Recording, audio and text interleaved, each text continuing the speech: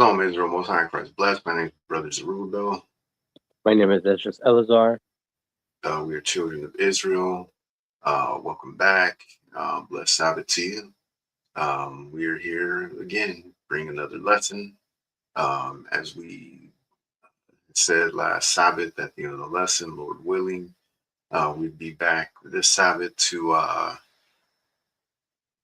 continue on with this series of lessons we've been doing again, based upon the Ten Commandments. We are right now at number 8, dealing with thou shalt not steal. The reason we go through these is that everything that our people is learning here in Babylon the Great through these Christian churches and Christian pastors is basically leading our people away from salvation, not to salvation. Our people have been mistaught the scriptures. They've been mistaught the actual doctrines, the actual gospel of the Bible, to where our people are so caught up in sin that they don't know the difference between what is wicked and what is good according to the Bible. Everything wicked has been normalized in this society, to where unfortunately this group of youngsters that are coming up today are just completely lost. They're completely oblivious to the truth. And that's why it's up to us Israelites, that are learning the truth, that understand the truth, to teach, because our people are being told that the laws of God are done away with. And Lord willing, as we go through these lessons and we're pulling scripture after scripture after scripture after scripture out of the Old Testament, proving to you why our people need the law of God, that they're not teaching. And, as we've asked in previous lessons that we've done over the past month or so, how did we get here? You know what I mean? How did we get to a place to where our people find that there's nothing wrong with committing murder? You know what I mean? It's been normalized in society to where people don't even flinch. Somebody could be getting their brains bashed in, getting beat, halfway to death. And instead of people intervening, people calling the police, trying to help this person, they pull out their cell phones and start videotaping. Everything's a spectacle. Everything is about, getting that one shot to get famous. How do people become so desensitized to this violence and things that are going on? People find it, committing adultery and fornication has been normalized in the society.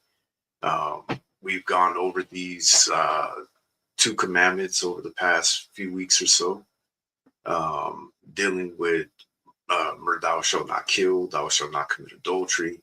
Today we're going to be dealing with thou shalt not steal. And that's, where we are today with this topic. Stealing, robbing, committing burglaries, car thefts, home invasions, business invasions, what they call smash and grabs today, where we're going to, show you videos of some of these things. You got people so brazen that they're doing things that you never heard of when I was younger. People actually going to the homes of celebrities, movie stars, music, celebrities, politicians and things like that, and breaking into their homes and committing home invasions and things like that. It's crazy. You've got uh, rappers and singers, having their jewelry snatched off their neck. Like you got had like Kim Kardashian, um, wasn't even in America. She was in a completely different country. Had some men break into her hotel room and rob her of, thousands of dollars worth of jewelry. Um, so again, the question is, how did we get here? How did we get to a place to where our people feel to, not feel, but seem to think uh, that this behavior is acceptable and that it's normal. Again, it's because our people have been mistaught, and we need to reteach the so-called Blacks, Hispanics, and Native Americans. We need to reteach our people what is acceptable behavior, what is acceptable behavior in the eyes of the Most High, and what is it going to take in order for us to get out of the conditions that we're in, because it's to the point now to where our people have just accepted being at the bottom. They've just accepted being, the odd man out or odd woman out. We just kind of like, this is our lot in life. We're going to accept it, and this is who we are. This is what we're going to do, and just go out committing all kind of atrocious crimes. Um, it's a sad state of affairs. It's heartbreaking. Um, I'll say it, and I'll keep saying it. I hate this world. I hate it. I don't feel comfortable in it. I don't feel comfortable being in it. Um, every day when you're, what I mean, you're out and about, and you can just feel it. You're just surrounded by, just a bunch of wicked demons that you know what I mean. If you feel comfortable in this society, like I said, there's something wrong with you. If you could go out into a grocery store and see all these people looking angry, cutting in front of each other, you know, side eyeing, mad dogging each other, arguing with each other, fighting with each other, out in the streets when you're driving, cutting each other off. You know what I mean? It's just it's crazy. Everywhere you go, you know what I mean? You can't relax. You always got to have your head on a swivel. You always got to be on your toes. Um, if you think this is normal behavior, that this is just normal in society, there's something wrong with you. That a lot of people just accepted it. This is just the way the world is, and you know what I mean. Just get your piece of the pie and live the good life. That, I guess, that's where people's minds are at. But um, that's not me. This isn't the world that I envisioned growing up as a kid. When we were being told as kids, listen to your teachers, listen to your parents, go to school, get your education, grow up to be a productive citizen, do those things that are good. Don't rob and steal from people. Don't treat people bad. Treat others as you would like to be treated. You know what I mean? Like, do everything you can to make this world a better place. That's what we were told as kids. You know what I mean? So that's the world I expected to see when I grew up to become an adult. That, hey, the world's going to get better because the people are out there. You know what I mean? You had the Say No to Drugs campaign going on with the lying Reagans. That was being pushed at us. Um, on almost every front. If you listen to some of the songs that were coming out, you know what I mean? It was supposedly about positivity in a way. And then you ask yourself, wait a minute, so what happened? You know what I mean? It's like we were being told that this is the world we wanted, was a place where kids could grow up and feel comfortable, you know what I mean? Live in peace, live in harmony, live without fear. Um, you I guess it is with reading the scriptures, number one's got my mind thinking about it, but um I heard a Janet Jackson song the other day that I hadn't heard in a long, long, long, long time. I'm actually surprised that that it was even that it actually even was playing. Um, living in the world we didn't make. How did it go? Living in the world we didn't make. Live in a world that's full of hate. And you actually listen to the lyrics. I was like, what happened to all these songs that that were being made back then? You know what I mean? That here, let me see if I can pull up the lyrics of that song real quick. But you know what I mean? It got me thinking, like, wait a minute. She was absolutely right.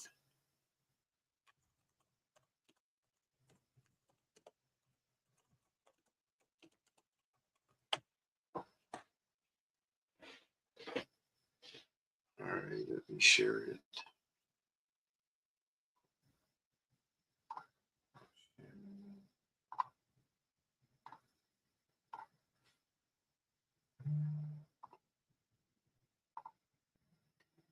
Let me know when you can see it. There it is. All right. So this was a song by Janet Jackson, "Live in a World They Didn't Make." And it starts off, children are called the future of an adult world. They are born with spirits so innocent till we teach them how to hate. Add to the world's confusion. We teach our kids rules that we don't adhere to ourselves. Right or wrong, what examples can they take? The people we learn from forge the artists we become, which is absolutely right. And we're going to go through a couple of scriptures like that. The scripture says, train up a child in the way he should go. And when he is old, he will not depart from it. And it's talking about that hypocrisy that we see in the adult world. You know what I mean? On one hand, these same artists, these same adults that were making these so-called positive songs for the children, um, like Whitney Houston, I believe the children are our future. Teach them well and let them lead the way. She wasn't the first one that made the song, but again, look at her. Turned out to be a drug addict. Look at Michael Jackson. Look at how many positive songs he made. Look at Janet Jackson. Look at how she is today. Look at what she became. Um, so again, it's that thing of adults telling the kids, do as I say, not as I do. And I've always had a problem with that. And you've heard me say it before. The greater part of my life, um, working with kids, being a martial arts instructor, and taking these things serious about trying to guide kids to something positive. And I'm seeing these videos of teachers walking out of classrooms, quitting the teaching profession because they can't deal with these kids because they're just so out of control. And I can relate. That's the reason why I walked away, from teaching, the kids, because it wasn't just the kids, it was dealing with their parents. Um, so as she continues to say, children grow to become our young adults. Problems of the world they must learn how to confront. Doing drugs, joining gangs to rebel. Colors show they belong to the social override because they are living in a space they feel out of place. Seriously, really listen to the lyrics that are in some of these songs from back then. And as flawed as these people were that were putting them out, they were speaking the truth. You know what I mean? So these children that are growing up to become young adults that are playing these violent video games like Grand Theft Auto, what is the premise of this game? The whole premise of the game is basically going around being a hooligan, committing all kinds of atrocious crimes, carjackings, mass shootings, in the video game, running from the police, um, all kinds of sexual exploitation in the video game. I mean, it's there's nothing good about it. We've gone over some of these scriptures. What is it? 1 Corinthians 15:33. Be not deceived. Evil communications corrupt good manners. We've gone through these. And again, when I look at the world compared to growing up as a kid and constantly being told, being positive, being a good example, trying to make the world a better place, trying to make the world a better place for, the children. And you look and see, it's like, how did we get here? Like, this is nowhere close to what I envisioned when I was hearing these things. So then she goes on to say, living in a world they didn't make, living in a world that's filled with hate, living in a world where grown-ups break the rules, the future, living in a world they didn't make, paying for a lot of adult mistakes. How much of this madness can they take as children? How much can they take? We got to ask ourselves that question. How much can these kids take? This madness that's going on in this world. So I hope I pray that you can understand that why when I heard it it really struck a chord, because it was like, you know what? Forgot about this song Janet made. Like, she was absolutely right. Look at this world that we've created. And even though with all the, let's make the world a better place for children. Um, Michael made several songs, about, trying to make the world about, a better place for kids. But look at how flawed he was. And it's his own sister that's pointing out that hypocrisy in the adults, that, the same adults that's telling you, don't do this, don't do that, don't do this and that and that and this, are the same ones doing exactly what they're telling you not to do. And that's one of the things that I've always, you've heard me say it. I've taught, I would teach my black belts. Don't come in here saying that you're a black belt, that you're going to be an instructor and try and teach kids not to drink, try and teach kids not to do drugs, try and teach these kids not to go out and steal, not to go out and start fights and, and beat up on each other and bully each other and, lords, will not unalive each other. You know what I mean? It wasn't that far from the truth of teaching God's commandments. Thou shalt not steal, thou shalt not kill, thou shalt not commit adultery. No different. Teach these things to the kids so that they can grow up to be what? God-fearing, law-abiding citizens in society. That's what we want for the Israelite community, correct? But unfortunately, even in the Israelite community, you're seeing the same hypocrisy. You've got these men in positions of authority, positions of teaching, that are on one hand teaching out the Bible, saying, yeah, the Bible says don't do this, and this. But at the same time, they're the ones out there doing this, and this, and that. The hypocrisy. So again, how much of this madness can they take as children? How much can they take? Children of the world, they're born so innocent. How much can they take? Living in a world we didn't make, save the babies, paying for a lot of adult mistakes. How much of this madness can they take? And then, at the end of the song, there's like a little um, cut in where, it's like a news story breaking to this just in. At least 5 people are dead and 30 others wounded after a gunman opened fire in a California school playground. And if I remember correctly, she made this song.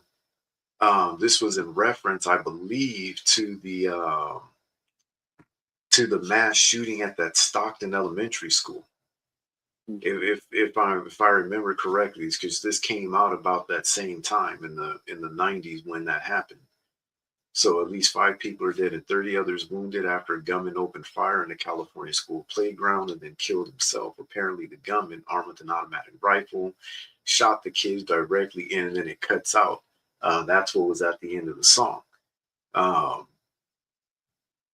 but again, our people need to be retaught because, again, when you ask yourself, how did we get here? We got here because, now being in the truth for this length of time, I understand now that because God's laws and commandments aren't being taught, they've been completely stripped, completely taken away, and being replaced with, everything wicked and evil in this world. And, the kids are being bombarded with it. Everything, um, wicked and evil under the sun is being taught to these kids, being thrown at them. Commercials, movies, video games, music, to the point to where, you know what I mean? You're because there was a video that came out during this week talking about teachers leaving the teaching profession and showing videos of how these kids are acting in class, and it's shocking. And again, it comes down to the fact that these kids are not being taught the commandments of God. They're not being taught the Bible. It's just plain and simple. And it should be apparent in society, but um, nobody seems to think any of this is wrong. Seriously, you look at your neighbors, see how they're raising their kids. And I'm talking about outside of your neighbor, like your actual neighborhood, your neighbors, and see how they're raising their kids. In the Israelite community, our people better be teaching their kids the God's commandments and making sure that their kids are growing up to keep them. Um, but again, that comes down to Hebrews 5:12-14. Let's grab it real quick. Let's get into some scriptures. I don't want to go off on a rant, but um, there's just so much is going on in this world, so much negative, so much atrocious, just wickedness. You know what I mean? That like I said, if it doesn't bother you, there's something wrong with you. It bothers me. I'm sorry. It cuts to the very core and every fabric of my being to see the world in the state that it's in. I can't accept it. I refuse to. Go ahead and read it when you got it. The book of Hebrews, chapter 5 and verse 12. For when for the time ye ought to be teachers, ye have need that one teach you again, which be the first principles of the oracles of God, and are become such as have need of milk and not of strong meat. For everyone that useth milk is unskillful in the word of righteousness, for he is a babe. But strong meat belongeth to them that are full age, even those who by reason of use have their senses exercised to discern both good and evil. And that's where we are today. This is where we are.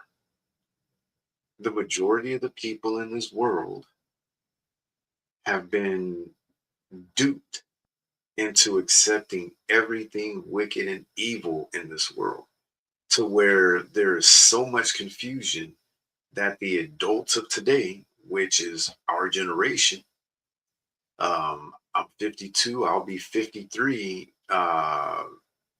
in July.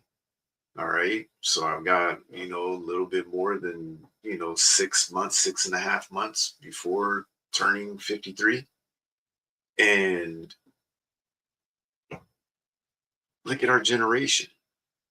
You know what I mean? And the generation before us, some of the ones that are in their 70s and 80s, some of them are gone.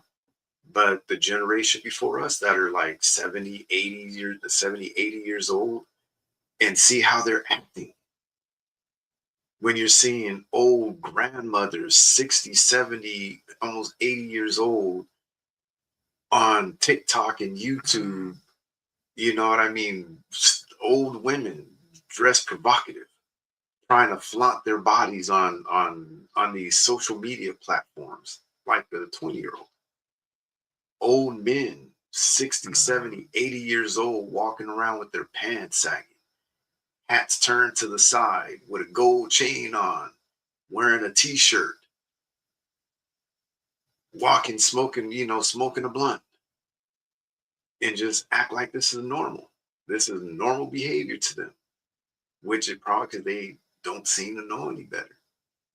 Why is that? Because they haven't exercised their senses to discern the difference between good and evil. They have no clue. And we're seeing it every day in society, and it bothers me. If it doesn't bother you to see our older generations carrying themselves the way they are, then again, like there's something wrong with you. And I'm being serious. When you're seeing time and time and time again the people of the generation that was before us and of our generation, I would say anybody over 40 and between, like 40, maybe like 60 that, grew up from, that was born like maybe in 1970, 1980, 1980 to 1990, somewhere, in between there. Um, that are, at least 40, between 40 and 60, look at how they're living. And then when you look at the ones that are 60 to 80, I sure would hope that you don't see no 90-year-olds walking around acting like this. Um, but you just look at look at them, observe them, see how they're carrying themselves. And it becomes very clear how we ended up in the situation that we're in today, especially the Israelites and the so-called Black, Hispanic, and Native American communities. Drop the ball. Um, Not caring anything about God, not caring anything about his commandments, um, not caring anything about future generations. And that's the fight we're in right now. You look at Esau right now, Esau is fighting for his posterity. He understands his mission. We got these other nations that are in our way. If we don't do something now, these Israelites are going to take over, these so-called Blacks, Hispanics, and Native Americans. We need to get rid of them. You know what I mean? They're planning. They're looking 50 to 100 years in the future, 200 years in the future, for their people to maintain their status. But our people don't even look past today. And right now, this moment, all they care about is, that cigarette they want to puff on, that alcohol they want to sip on, that that woman or man they want to have come over tonight, that football game that might be playing, today or tomorrow, basketball game, whatever the case is, our people are um, not thinking about the children. They're not thinking about how their actions will affect future generations. And you could see that from our ancestors when they were in the wilderness with Christ. They weren't thinking about our future generations today and how their actions back then would affect us thousands of years later. They didn't care. They had you, and just like today, our people don't care about how our actions today are going to have an effect on our future generations 2,000 years from now. Just think about that seriously. We have the warnings. The Lord gave us the Bible, just like our people were warned back then during the time of Moses. Moses was shown what was going to happen in the future. He wrote it down for them. He told them. He taught them. And they went, we don't want to hear none of that. And it's the same thing today. But just think if our ancestors had actually taken the time to think about their actions and how those actions would affect generations, thousands of years later. That would have played a big part in us coming nowhere near where we are today in society, where we're in captivity again and trying to find our way in a world that doesn't want us here. All right. So again, that comes down to our people not having the ability to discern the difference between good and evil. They don't care to know the difference between good and evil, which again comes down to what? That desire, not desiring the sincere milk of the word, not desiring to know the truth, not desiring to see the world become a place that's full of good because they're so comfortable walking in darkness. All right, let's go to First Peter 2:2. The book of First Peter, chapter 2 and verse 2. As newborn babes desire the sincere milk of the word, that ye may grow thereby. And that's why I'm mentioning the older generation, because when you look at them, they haven't grown. They may have grown in stature from the time they were little kids. We may have uh, grown older, gray hair, gray beards. You know what I mean? The body's breaking down. But as far as actually really growing in maturity and knowledge and understanding and wisdom, you're not seeing it. It's not there. No growth. You know what I mean? You're seeing elderly people that are still trying to act at 60, 70, 80 years old that they did when they were 15, 25, and 30. And it's sad to see. All right. Um, again, we got to ask ourselves the question, how do we get our people out of these conditions? How do we get the kingdom that the Lord has promised us? Um, because that's the only way that, our people are ever going to crawl out of the hole that we're in, crawl out of this abyss, crawl out of this darkness that we're in, this dark tunnel, this dark cave, whatever you want to call it, this bottomless pit. Let's go to Matthew 19:16.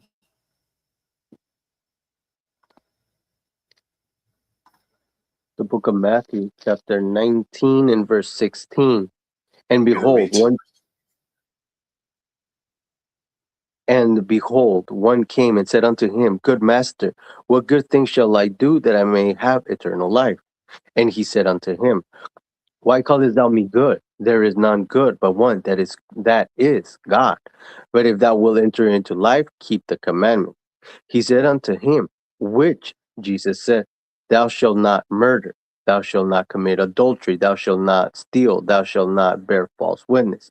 Honor thy father and thy mother, and thou shalt love thy neighbor as thyself. The young man said unto him, All these things have I kept from my youth up. What lack I yet? Jesus said unto him, If thou wilt be perfect, go and sell that thou hast and give to the poor, and thou shalt have treasure in heaven, and come and follow me. But when the young man uh, heard that saying, he went away sorrowful, for he had great possession. Then said Jesus unto his disciples, Verily I say unto you, that a rich man shall hardly enter into the kingdom of heaven. And again I say unto you, it is easier for a camel to go through the eye of a needle than for a rich man to enter into the kingdom of God.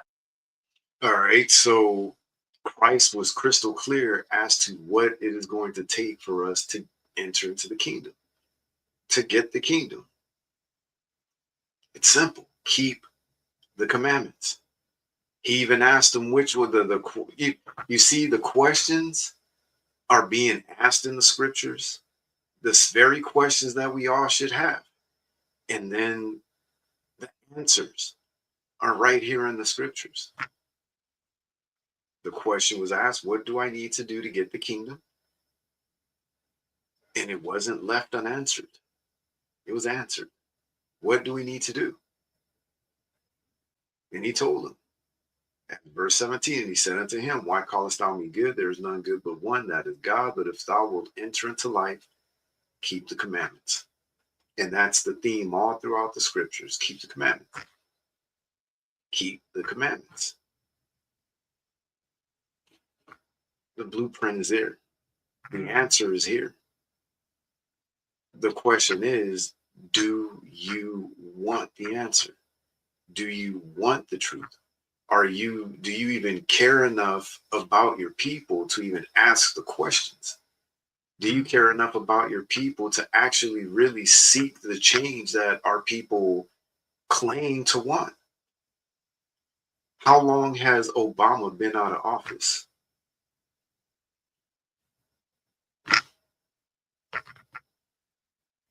We went through 2 terms of Biden. We went through a term of Trump before. And then, we're going through another term of Trump. So it's been some time since, what was it, 2008, when Obama first got into office. 2008.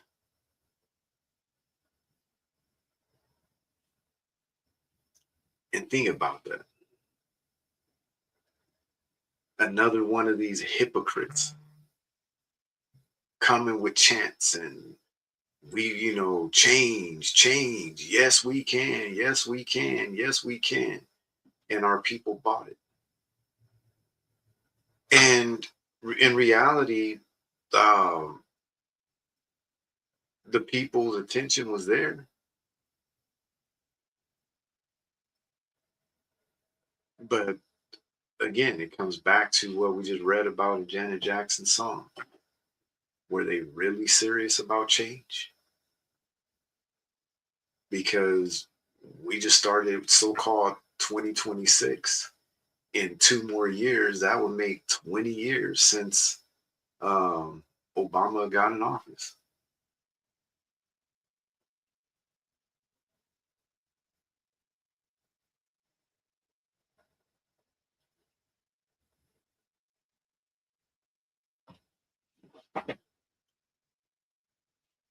Let me double check that. I don't want to be wrong.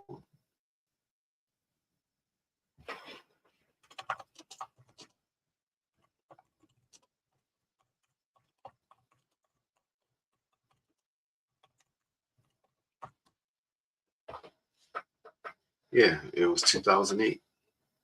I wanted to double check. I didn't want to be wrong. Have somebody say, man, you don't even know when Obama got elected. But yeah, it was 2008. Think about that. To us, it doesn't really seem like it was that long ago. When you actually take a step back and look at it in context, that was a long time ago. In 2 years, that would make 20 years that Obama had got elected president.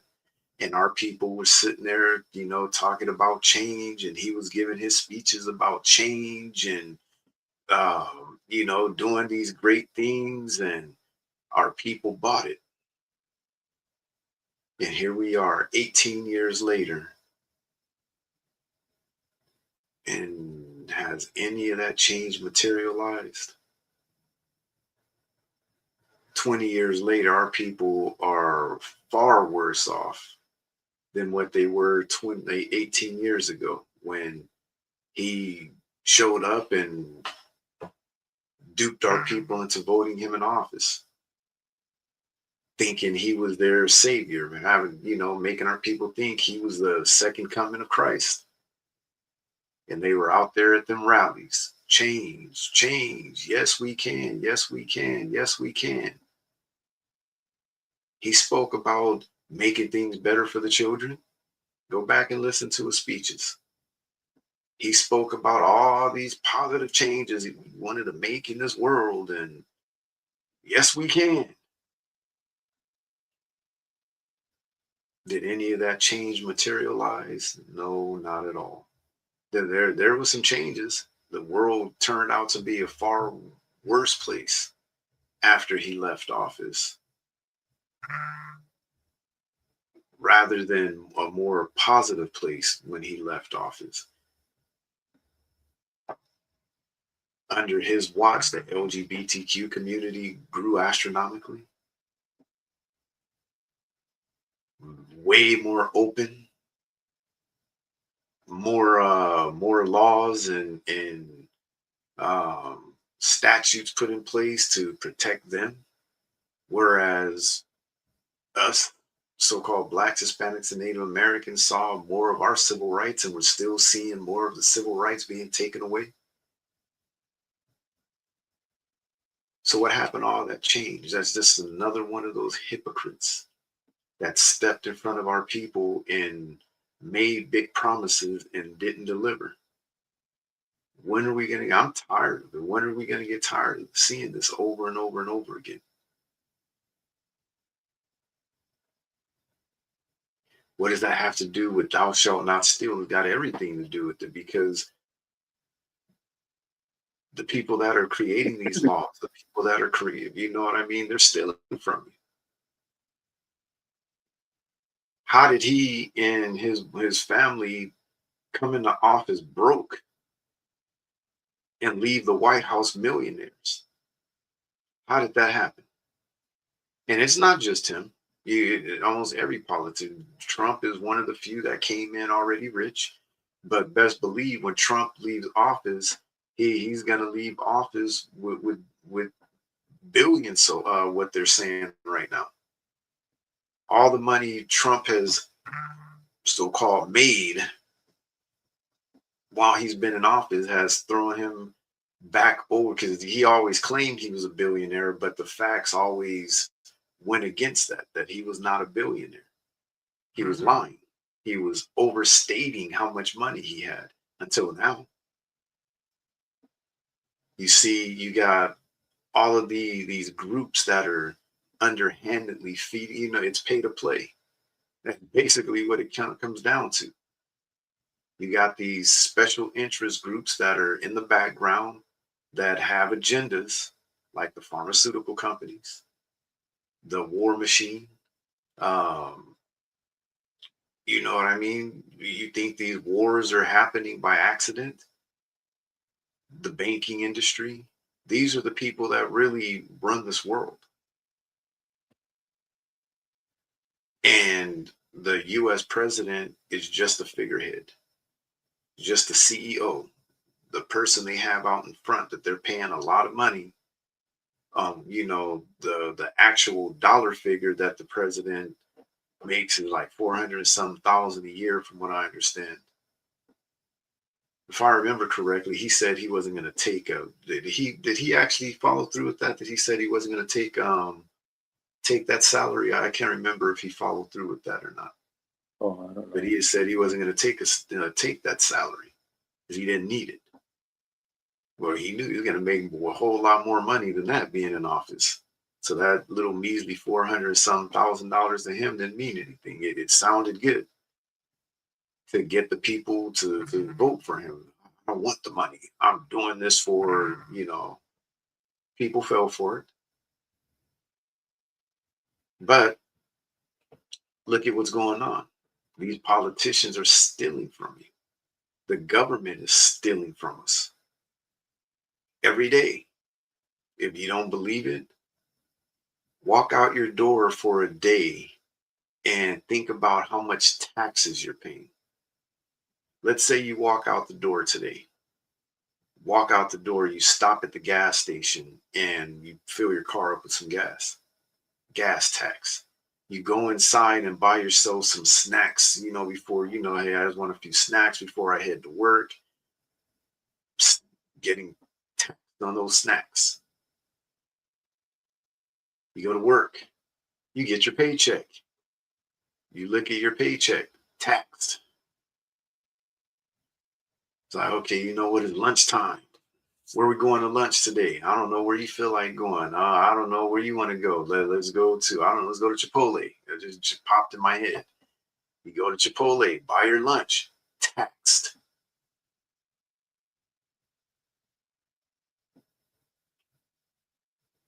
You go to, you leave work, you get pulled. I mean, you not leave work, you leave Chipotle, you get pulled over by a police officer for, some bogus reason, and they're writing you a ticket.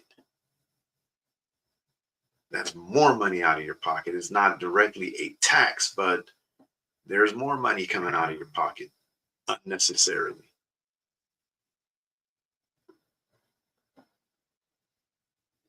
Think about it. Gas bill, water bill, light bill, phone bill.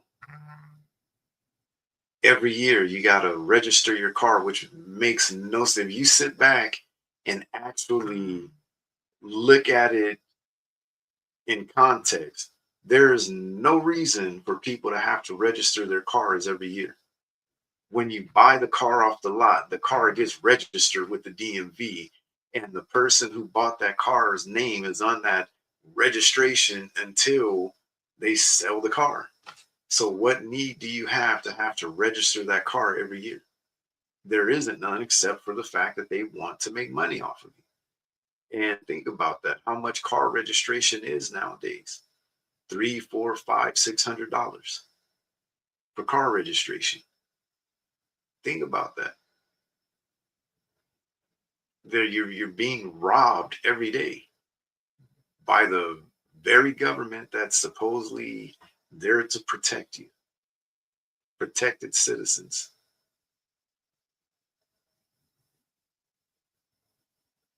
You go to the store and buy clothes, taxed.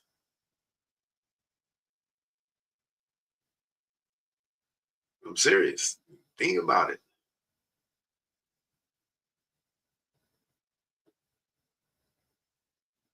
Just being silent for a second to give it, to let that marinate.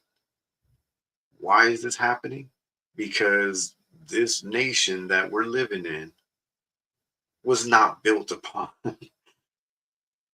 the commandments of God as they claim. America the Great, America the Beautiful, God bless America. They don't mean none of that. They don't care. They're thieves. They're robbers. Look at what they just did down in Venezuela. That's what they do.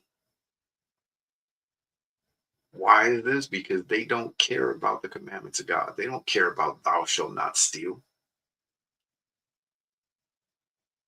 And because our people have gotten so comfortable here, our people don't care about thou shalt not steal. But again, the question was asked, how do we get the kingdom? Keep the commandments.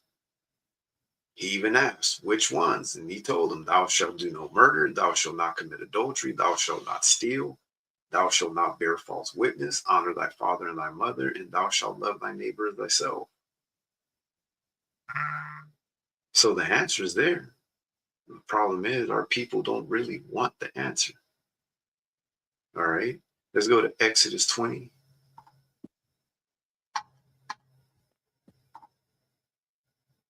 And you're going to read verses 1 through 17. The book of Exodus, chapter 20, and verse 1. And God spake all these words, saying, I am the Lord thy God, which have brought thee out of the land of Egypt, out of the house of bondage. Thou shalt have no other gods before me. Thou shalt not make unto thee any graven image or any likeness of anything that is in heaven above, or that is in earth beneath, or that is in the waters under the earth. Thou shalt not bow down thyself to them, nor serve them, for I, the Lord thy God, am a jealous God, visiting the iniquity of the fathers upon the children unto the third and fourth generation of them that hate me, and showing mercy unto thousands of them that love me and keep my commandments. Thou shalt not take the name of the Lord thy God in vain, for the Lord will not hold him guiltless that taketh his name in vain. Remember the Sabbath day to keep it holy. 6 days shalt thou labor and do all thy work. But the seventh day is the Sabbath of the Lord thy God. In it thou shalt not do any work, thou, nor thy son, nor thy daughter, thy maidservant, thy maidservant, nor thy cattle, nor thy stranger that is within thy gates. For in 6 days the Lord made heaven and earth, the sea, and all that in them is, and rested the seventh day. Wherefore the Lord blessed the Sabbath day and hallowed it. Honor thy father and thy mother, that thy days may be long upon the land which the Lord thy God giveth thee. Thou shalt not kill, thou shalt not commit adultery, thou shalt not bear false witness against thy neighbors, thou shalt Skip not, number 15. number 15, thou shalt not steal, thou shalt not bear false witness against thy neighbors, thou shalt not covet thy neighbor's house, thou shalt not covet thy neighbor's wife, nor his manservant, nor his maidservant, nor his ox, nor his ass, nor anything that is in thy neighbor's. All right. So you can see Christ wasn't making something up, doing his own thing. Christ was teaching the commandments of God. He was teaching the Old Testament. The very commandments, the very Old Testament that you have these pastors in your church lying to you, telling you is done away with.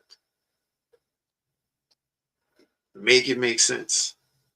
You go to church and your pastor, like Creflo Dollar, will stand there, look you in the eye, and say the law's done away with.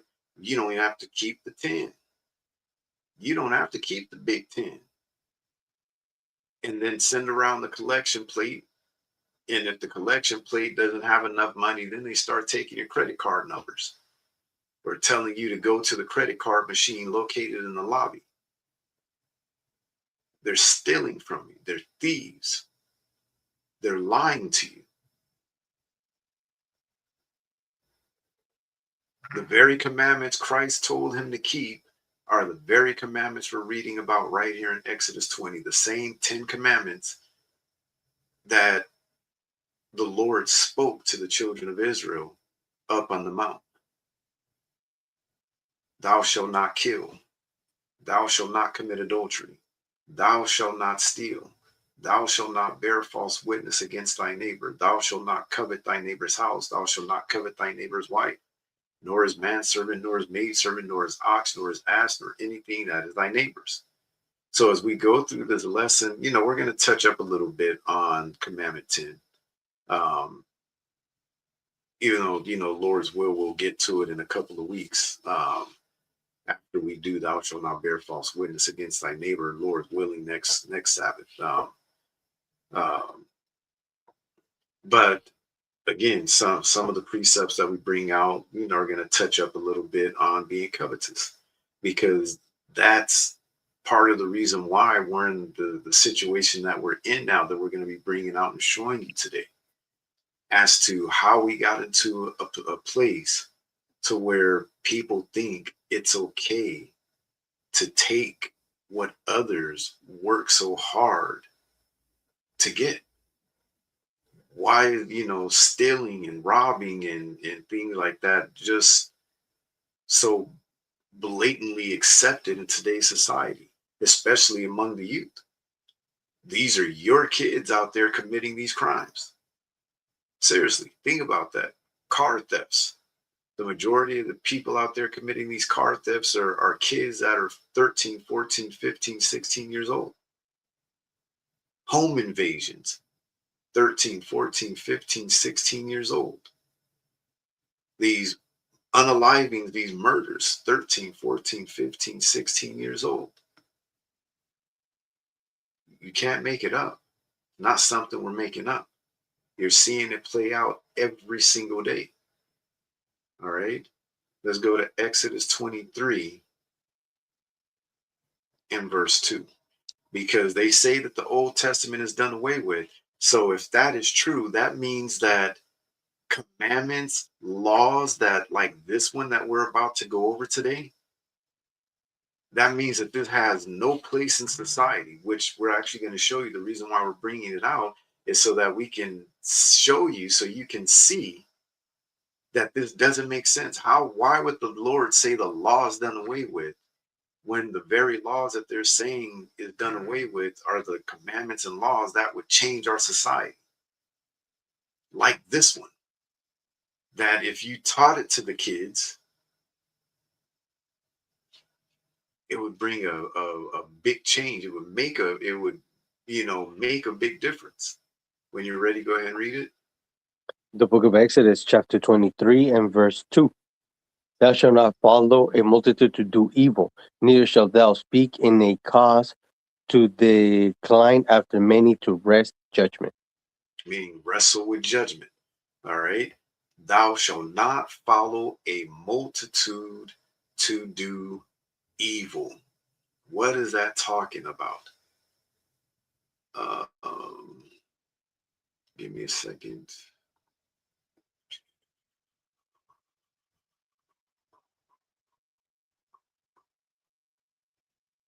I'm going to show you.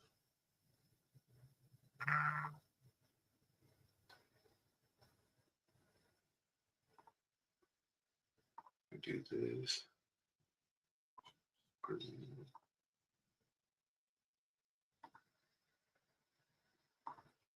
Let me know when you can see it. There it is.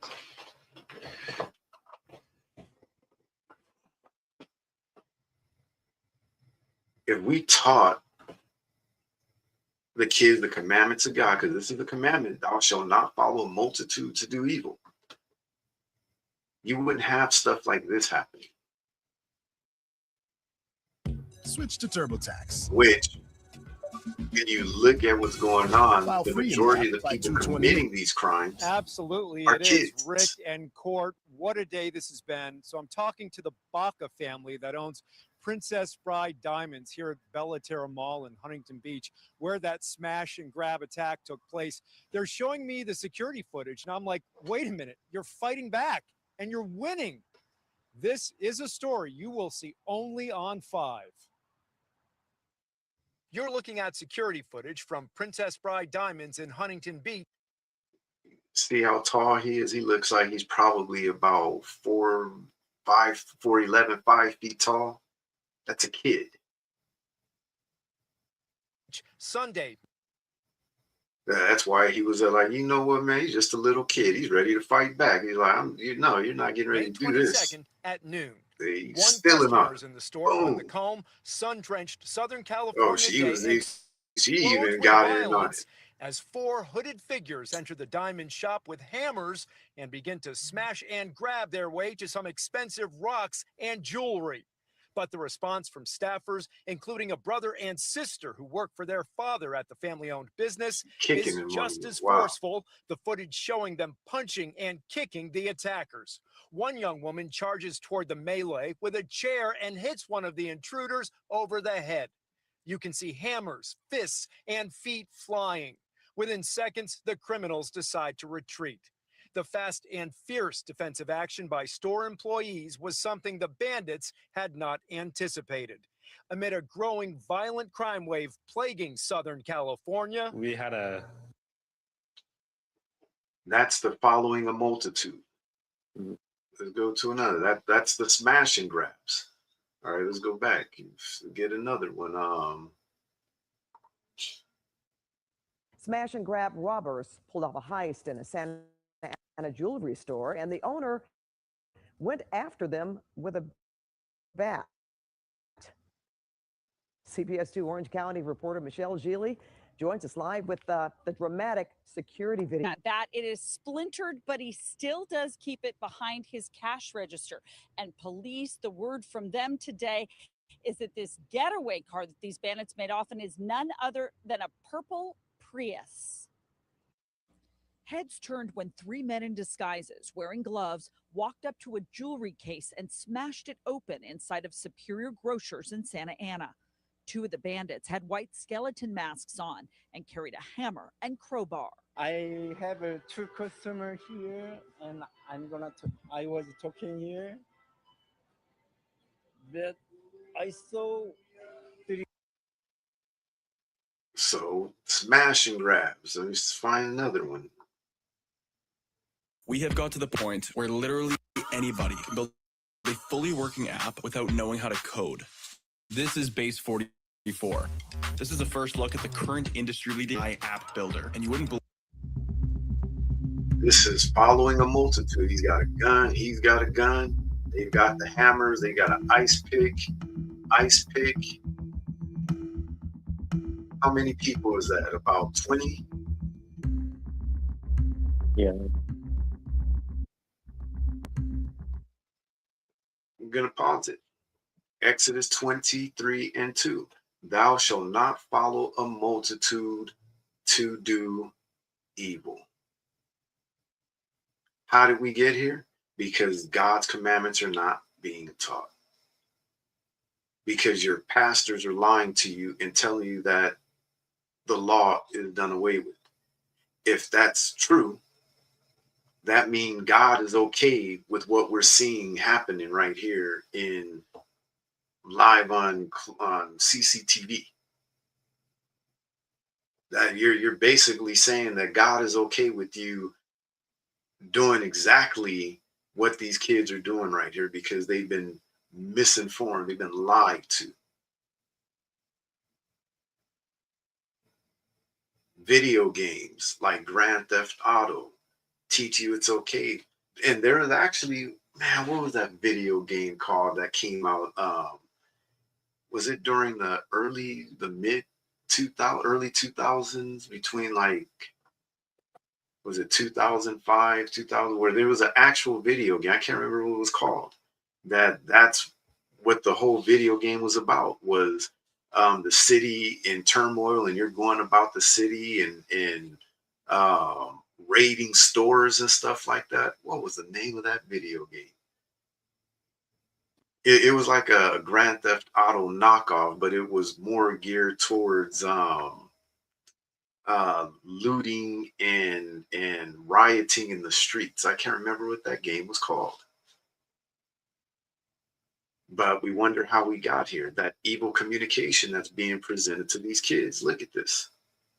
Well, we got 1, 2, 3, 4, 5, 6, 7, 8, 9, 10, 11, 12, 13, and there's some that are off to the side over here.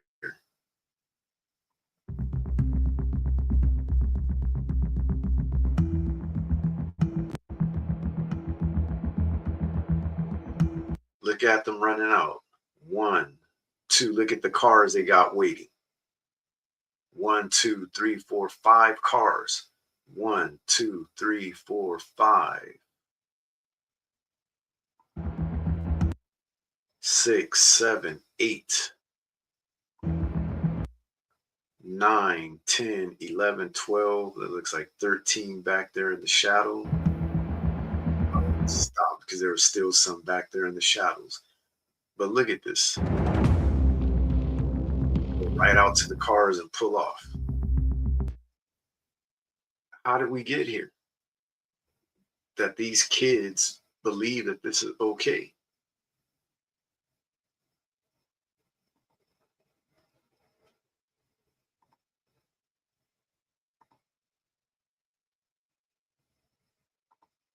Look at this smash and grab caught on video. 8 people in mass breaking down the door of a California jewelry store. They're really bashing it in there. Police say the owner fought back. Look, the owner shot at the group. People ran away. Officials say nobody got hurt, and there were no reports of anything that was stolen either. Look at this smash. So how many we got there? About 5. 1, 2, 3, 4, 5. Again, thou shalt not follow a multitude to do evil. Just that one commandment alone being taught and people following it would get rid of what they call the smash and grab craze that's going on across America. Here's another one.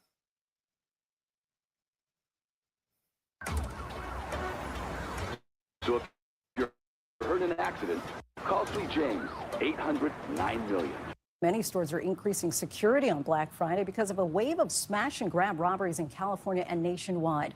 One of the most recent incidents at a Nordstrom in Los Angeles where a security guard was attacked. thousands of dollars worth of merchandise stolen in just minutes. Here's ABC's Zareen Shah. Tonight, the urgent manhunt for dozens of robbers targeting department stores and luxury brands in highly coordinated and often violent smash and grabs. Just hours before Thanksgiving Day, police say thieves used bear spray to assault a security guard at a Los Angeles Nordstrom, 5 of them brazenly making off with $25,000 worth of designer purses. That same night, thieves stealing $20,000 worth of merchandise at an Apple store north of San Francisco. And this past week, Look at that. That's the following a multitude to do evil. The next time your pastor tells you that the law is done away with, ask him about that. Like, are you really wanting us to believe that God is now saying we don't have to abide by this commandment anymore, that it's okay to smash and grab? Because that's what you're telling your parishioners. That's what you're telling your congregants. You're saying God is okay with this. roughly 80 people Said running 80 back to their car. people. 80. Think about that. That's a multitude. 80. Look at all these cars. After a flash mob style heist at an Oakland area Nordstrom, snatching items. One employee was pepper sprayed, another attacked. It's unlikely that 80 people are just going to show up and arbitrarily just decide to do this at once. It's the gang network that we see engaged in this type of activity. Burglars also over the weekend taking a sledgehammer to a Beverly Hills Louis Vuitton and Saks Fifth Avenue store, but unable to make it inside before police cars approached. Law enforcement across the country now concerned about similar crimes. Police near Chicago say 14 thieves stormed a Louis Vuitton in broad daylight as shoppers scatter, masked looters emptying shelves, making off with $120,000 worth of merchandise in mere seconds. Several people have been arrested in these. These are your kids. You raise these monsters. Tough love. Some of these parents don't want to hear the truth, but they don't know what their kids are doing out there in the streets, and they don't care because the parents are caught up in their own foolishness. Some of these parents are out here, cheating on their husbands, cheating on their wives. You know what I mean? All they're worried about is how much money they're making or not making. They're too caught up in their own foolishness to even think about what their kids are doing. These are your kids out here committing these crimes. You raise these kids. And the sad part about it is when the kids come home with all this merchandise, you know what I mean? You would think that the parents would question their kids. Like, where did you get all this from? Where did you get this?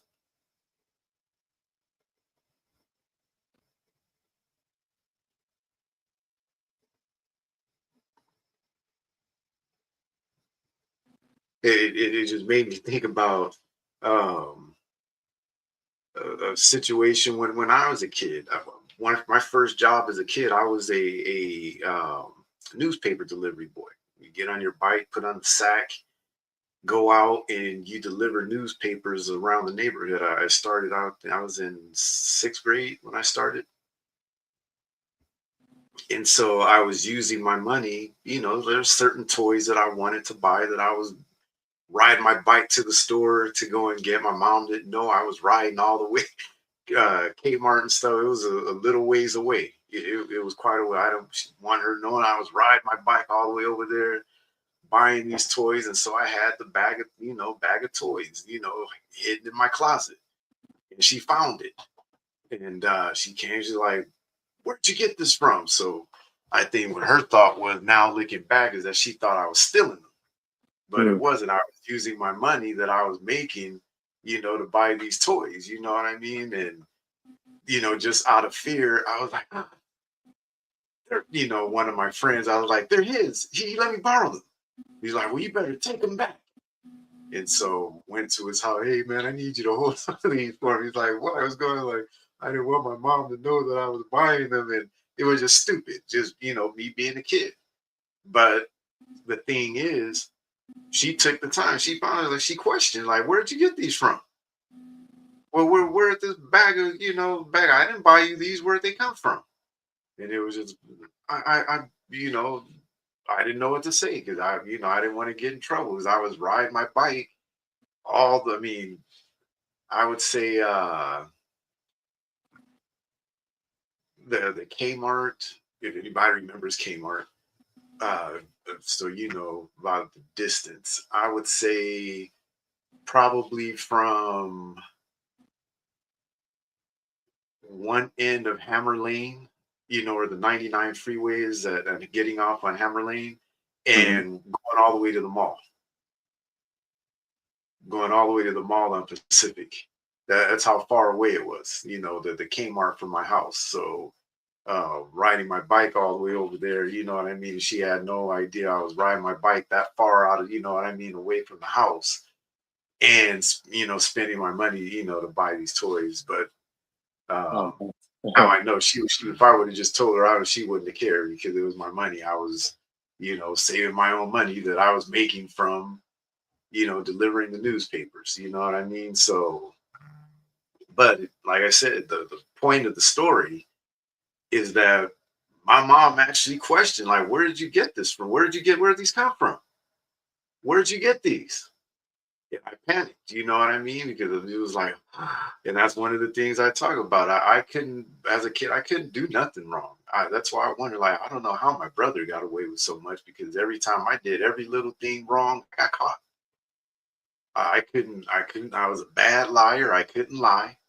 You know what I mean? It was just one of those things as a kid. But I appreciate the fact, looking back, that she cared enough to, to question stuff like where did this come from? Where a lot of these parents nowadays, they don't care. They don't care. You know what I mean? It was one video I saw one day during this week also where this father, like, man, I was looking through my kid's backpack and found weed. Fool got weed all up in his backpack. I don't even know what I'm gonna do. And it was like, what do you mean you don't know what you're gonna do? Instead of going in the room and confronting him, you're gonna go on social media and go on video and talk about finding the weed in your son's backpack, and you're talking, you don't know what to do. You don't know if you should confront him about it. You don't know what to do about it. It's like, come on, man. Where we come to a society as a nation that a parent is gonna, you know what I mean? They don't know what to say to their kid when they find something like that in their kid's backpack or in their room. It's crazy. If you saw the video, you would understand what I'm talking about. The dude sounded foolish. I don't know what to do. So you're gonna go to social media and ask them, like, what should I do? Like, there's something wrong. If you don't know what you should be doing, there's something wrong with you. But again, these parents, are they not asking their kids, well, where were you at on Friday night? Where were you at Saturday night? Who are you with? Why does that look like so and so's car that you guys jumped into? And that, the people that jumped in those cars in that smash and grab video, that looked like your friend so and so's car. Well, what were you guys doing on Friday night? You would think that these parents would be paying attention to the news and see what's going on and would recognize these cars, or you know what I mean, or the clothes or something. That I think there was one story that I remember where a mother saw her son out, because he was supposed to have been doing something else, but instead he was out at one of these protests, where they were doing the looting and stuff like that during the was it the George Floyd protest, I believe it was. And the mother was sitting at home and saw her son breaking in, and she was heated. She was mad. And she took him and made him go back to the place and apologize. It was all on the news. And she was like, no, my son ain't getting involved in this stuff. I've taught him better than this. I can't remember which protest it was, but I applauded her. I was like, you know what? That's a parent that cares about her kid. That she was like, you know what? I saw your dumb butt on the news. What are you, stupid? What are you thinking? But a lot of these parents, they see their kids and they're not saying nothing. They're not, trying to do nothing, um, to change the behavior.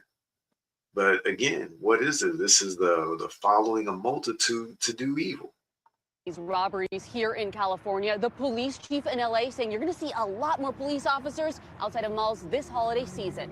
Lindsay. Zorine, thank you. Hi, everyone. George Stephanopoulos here. Thanks for checking out the ABC News YouTube channel. If you'd like to get more videos. All right.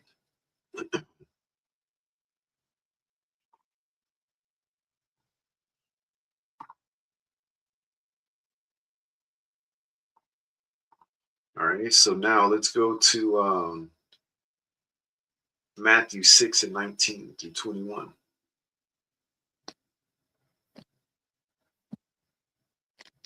The book of Matthew, chapter 6 and verse 19. Lay not up for yourselves treasures upon earth, where moth and rust doth corrupt, and where the thieves break through and steal.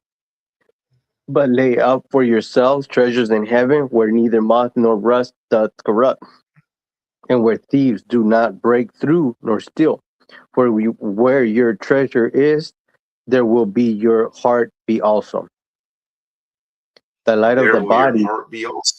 Now, just up to 21. So Christ is telling us, be careful of what you set your mind to. Okay. Because if you have your heart so set on your possessions, so set on your goods, you're going to be disappointed, because all that you're doing is you're setting yourself up for people to want to steal from you, which is common in today's society. You got to be real careful about what you show to people, okay? Because one of the biggest problems with our people is our people love to brag about the stuff that they acquire.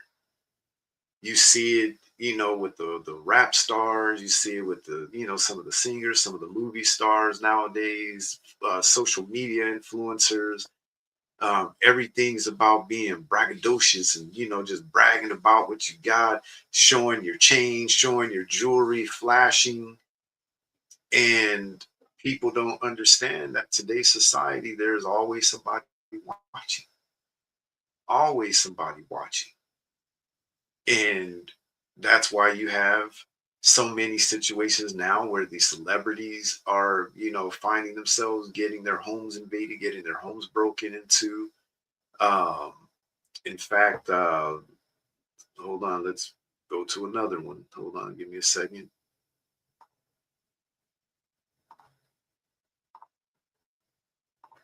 Share screen.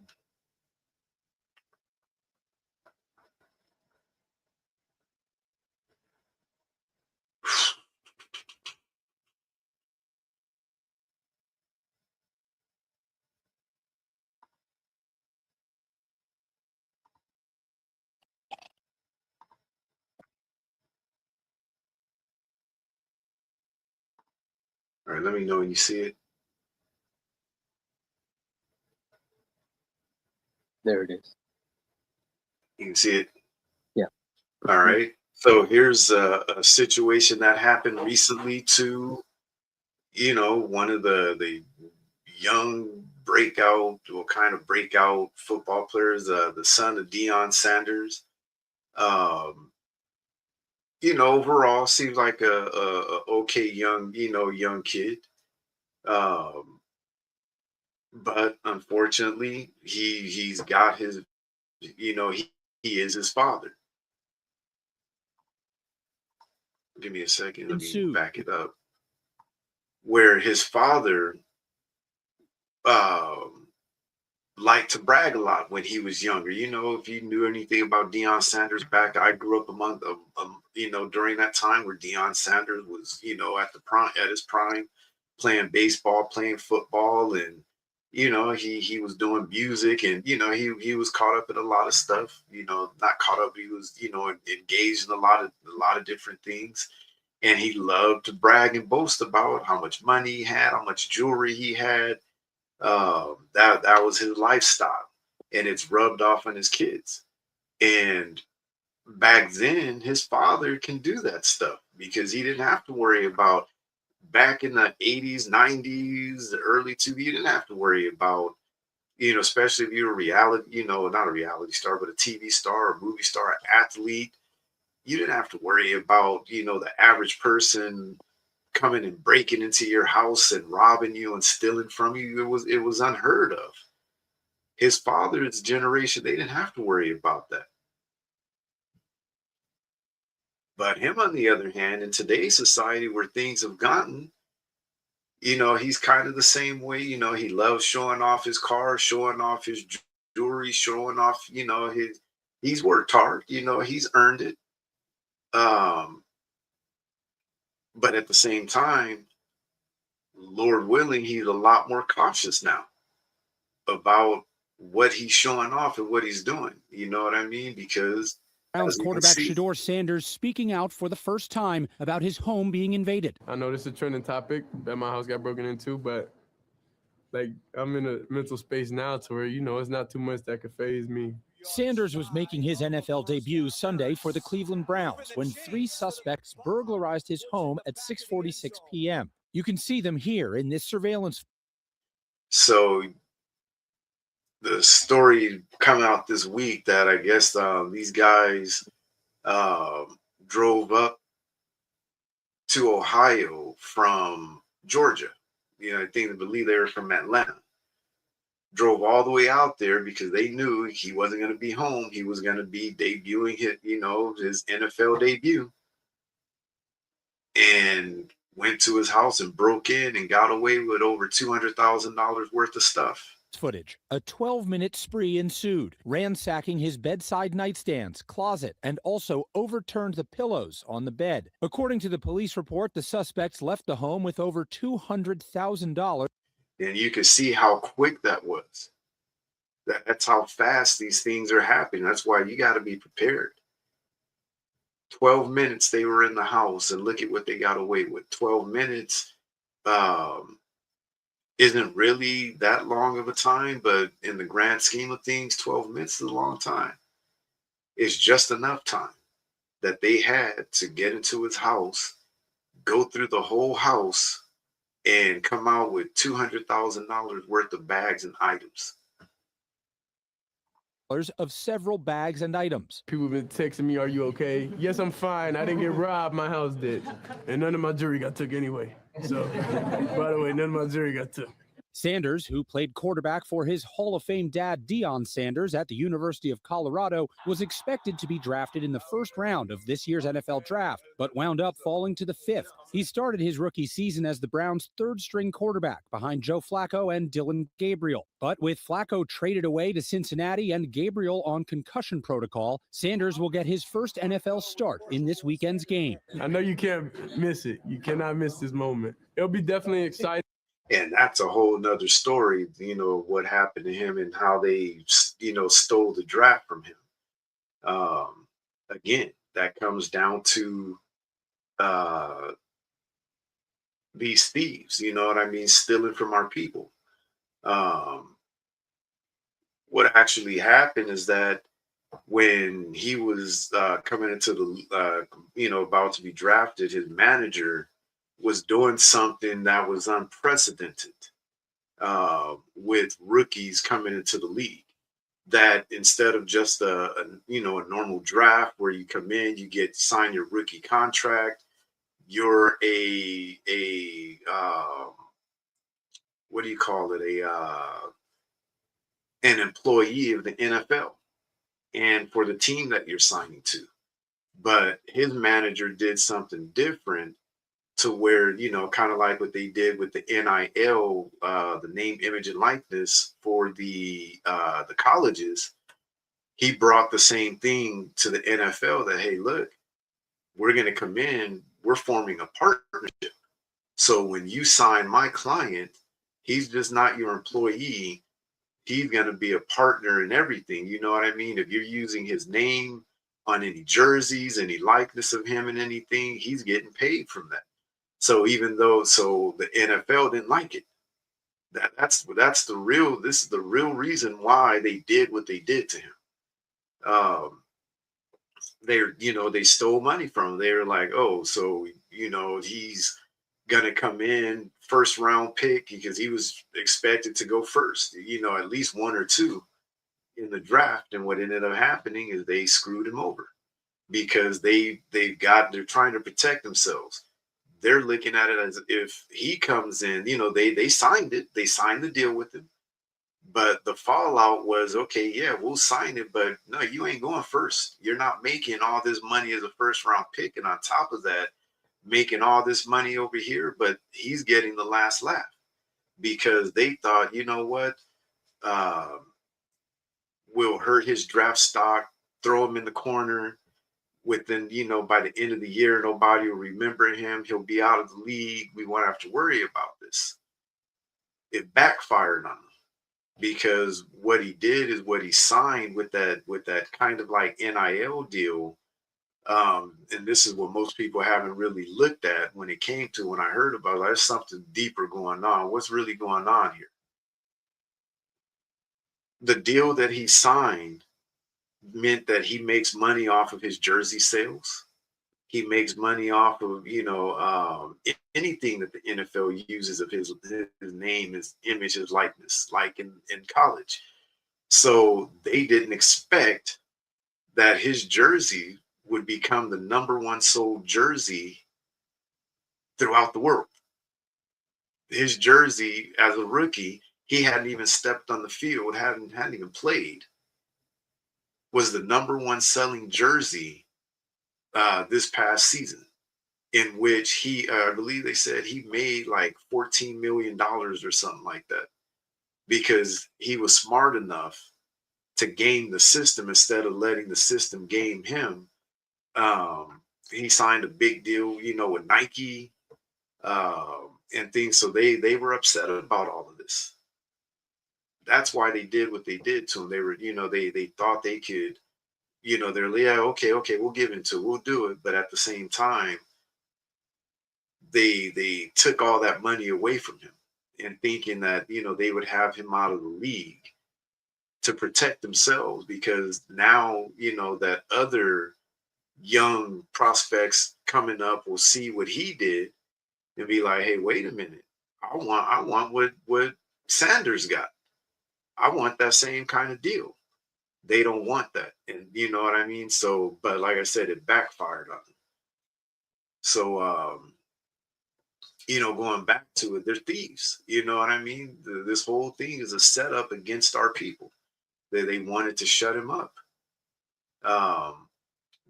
But again, look at what these thieves did to him. You know what I mean? Because he's always showing what he's got, always showing off.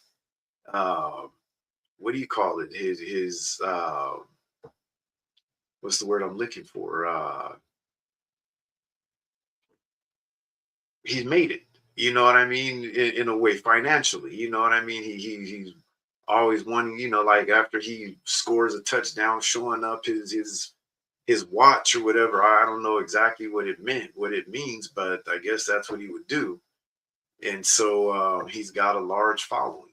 And of course, these thieves in Atlanta saw that he wasn't going to be home. He was going to be busy, debuting, as a rookie.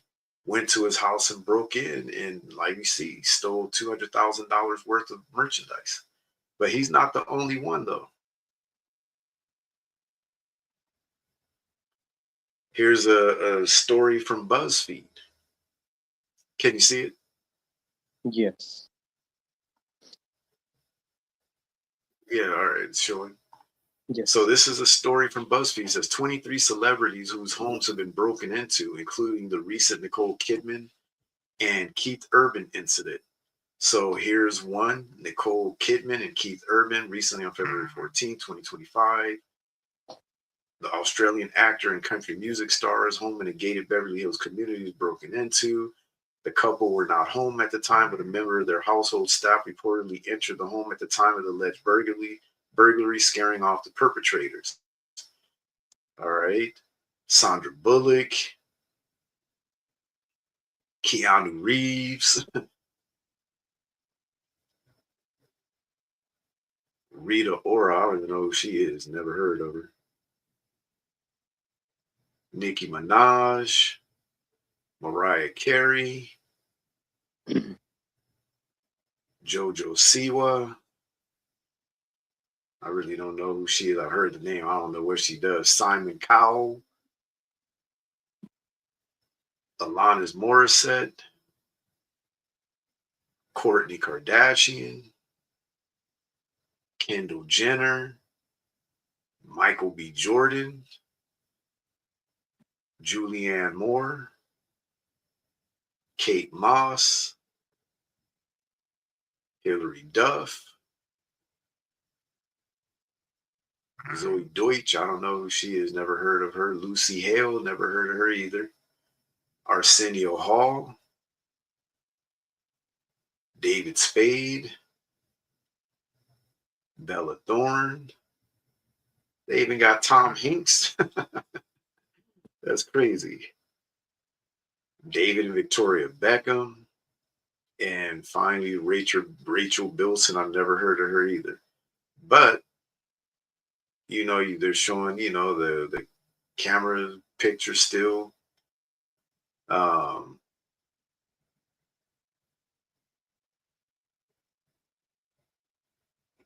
So let me read. It says, finally, Rachel Bilson. April and May 2009, Bilson's home was broken into 5 times by the infamous Bling Ring. Bilson was out of town during all 5 burglaries. However, she had clothes, shoes, bags, and even her mother's engagement ring taken from her in the thefts. One of the perpetrators, Alexis Neers, later on became a guest on Rachel Bilson's podcast in 2022. On the podcast, Bilson aired out her grievances about the burglaries, but also forgave them. She said, "You were kids, but it was so you know what up. There is no way around that. If you're unfamiliar, the Bling Ring was a group of friends who were all between 18 and 19 years old at the time of their arrests in Los Angeles, who burglarized several celebrity homes in 2008 and 2009.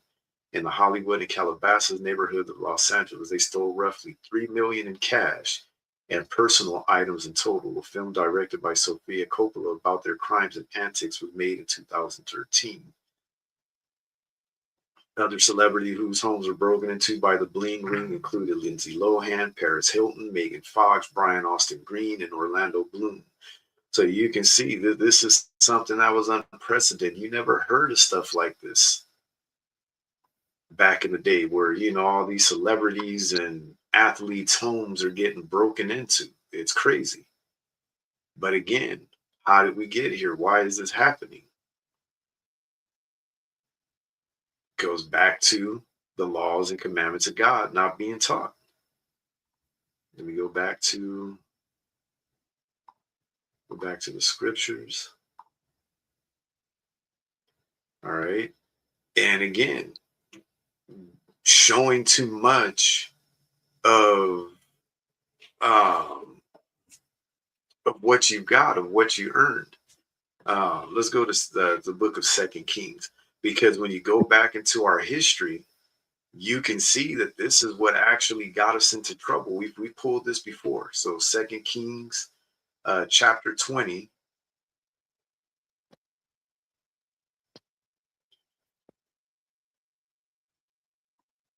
Second Kings chapter 20, you're going to read verses 12 through 21 about Hezekiah. Because this has always been a problem with our people. The book of 2 Kings, chapter 20 and verse 12. At that time, Barach Baldam, the son of Baladam, king of Babylon, sent letters and a present unto Hezekiah, for he had heard that Hezekiah had been sick. And Hezekiah hearkened unto them, and showed them all the house of his precious things, the silver and the gold, and the spices, and the precious ointments, and all the house of his armor, and all that was found in his treasures. There was nothing in his house, nor in all his dominion, that Hezekiah showed them not. Then came Isaiah the prophet unto Hezekiah and said unto him, what said these men? And from whence came they unto thee? And Hezekiah said, they are come from a far country, even from Babylon. And he said, what have they seen in thy house? And Hezekiah answered, all these things that are in my house have they seen. There is nothing among thy treasures that I have not showed them. And Isaiah said unto Hezekiah, hear the words of the Lord. Behold, the days come that all that is in thine house and that which thy fathers have laid upon in store unto this day shall be carried into Babylon. Nothing shall be left, saith the Lord. And of thy sons that shall issue from thee, which thou shalt beget, shall they take away, and they shall be eunuchs in the place of the king of Babylon. Then Hezekiah said Hezekiah unto Isaiah, God is the word of the Lord of the Lord. Good. It is the word of the Lord. Good is the word of the Lord which thou hast spoken. And he said, it is not good for peace and truth be in my days. And the rest of the acts of Hezekiah and all his might, and how he made a pool and conducted and brought water into the city, are they not written in the book of the Chronicles of the king of Judah? And Hezekiah slept with his fathers, and Manasseh his son reigned in his stead. So you can see the problem with our people, the so-called Blacks, Hispanics, and Native Americans. Our people love to brag and show off what they got. And it even goes to show you how foolish he was, that he didn't care about the future generations. All he cared was, well, as long as it's good in my time, as long as you know I have peace and truth in my days, I'm good. It's okay. It's all good. That's what he told him. Read verse 19 again. Verse 19. Then said Hezekiah unto Isaiah, good is the word of the Lord which thou hast spoken. And he said, it is not good. If peace No, and it is not good. It said, is it not good? is it not good if peace and truth be in my days? So he's like, you know what? I don't care about what happens, after I'm gone, as long as I got peace. And, is it not good if peace and truth be in my days? That's a good thing for me. That's what he's telling them. Hey, I'm cool. As long as I have peace in my days while I'm here, I don't care what happens later on. But that shows the foolishness of our people. And that's how our people have always been, going all the way back to the wilderness. When our people were in the wilderness with Christ and being led into Babylon, being led into the promised land, our people didn't think about, they didn't care about how their actions would affect the future generations, thousands of years in the future. Just like here, Isaiah is telling them, like, hey, he's like, who are these people? Where did they come from? Who are these guys? Like, oh, they came from a far country. Oh, they came from Babylon. Like, what are they seeing? Oh, everything. I showed them everything in my. There's nothing I didn't show them. I showed them everything. Think of what was that show on MTV? MTV Cribs, where they take the cameras and go and show this person's house. This certain celebrity. Look at all the cars they got. Look at the mansion. Look at this room. Oh, I got this in my house. I got a movie theater. I've got a bowling alley. And, you see some of these homes that they were showing off. Now the truth is coming out that some of these houses that they displayed, these people didn't even own. It was a setup. But our people have always, and Esau exploits it. But this is what got us in trouble. This is what got us in trouble, that Hezekiah was one of those people. And we all know people like that. We have friends, family members, that every time you come in contact with them, all they talk about is what they bought, what they got, what they own, what kind of car they got, or what kind of car they want to buy, what kind of clothes they, you know what I mean? They're bragging about whatever shoes they just bought, whatever it is. Anything new they get, they're jumping on the phone, calling people, hey, man, I just got to you. Yeah. We're not supposed to be like that. The Lord don't like it. And that's why he did what he did, because he didn't like Hezekiah's attitude. He didn't like it. And he doesn't like people that have that kind of attitude. That, you know, they want to show off and brag about everything that they've got. He made a big mistake. He went and showed them everything in his home. Everything. Why would you do that? You know what I mean? Like, why? Because that you how do I put it? You got to be real careful about who you bring into your house, because you don't know who you might be hanging around with that may have jealousy issues over you, envy, hatred, because both of those is basically hatred towards you, that they will hurt you in order to take what you've got. Okay. If you've never had your house broken into, I can tell you from experience, because it's happened to me twice. It's not a fun experience. Living in Stockton, it's happened twice. All right. Having your cars broken into happened to me. Had a storage unit that, you know, why or how they chose my particular storage unit, I don't know, but got broken into. Okay, so it's not a good feeling. The only thing that I was grateful for, I didn't care about the stuff that they took, because both instances they ransacked the home, tore everything up, and stole a whole bunch of stuff. The only thing that I was grateful for was the fact that I was not home when it happened. Wasn't home. Thank goodness. Thank all praise to the Most High. Because not even being home when it happened and coming home to find your door kicked in, go inside and find your home just violated, ransacked. I'm telling you, it's not a good feeling. Not a good feeling at all. You feel violated. It puts a fear in you that, you know, that I can't even describe, because at that point, every sound you hear, every little crackling of the home, and you're paranoid. You're like, did they come back? Are they coming back now that they know that I'm home?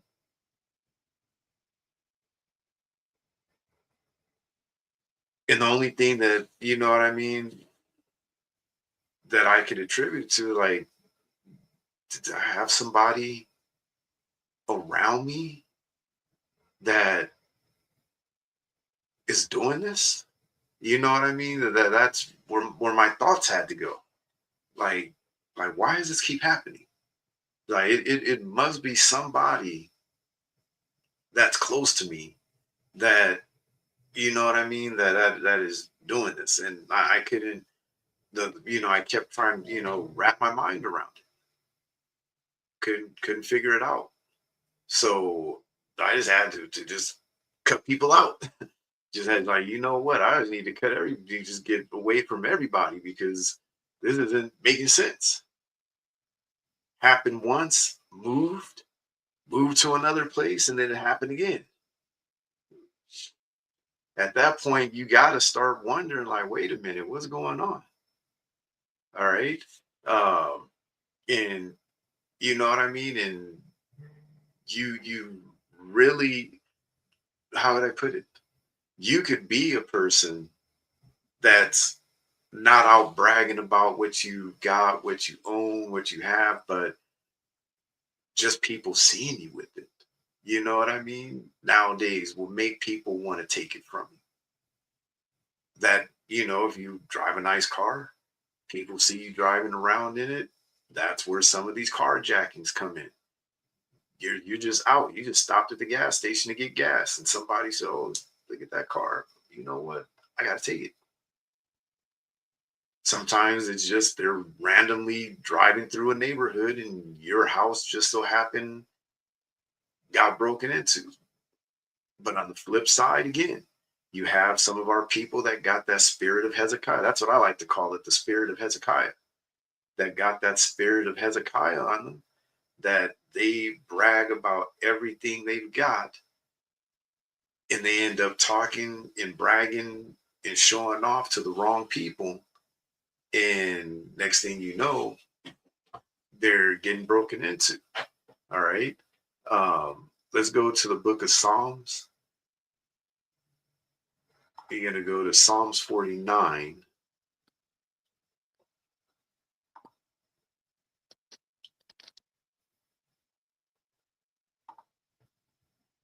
And you can read verses 6 through 10. The book of Psalms, chapter 49 and verse 6.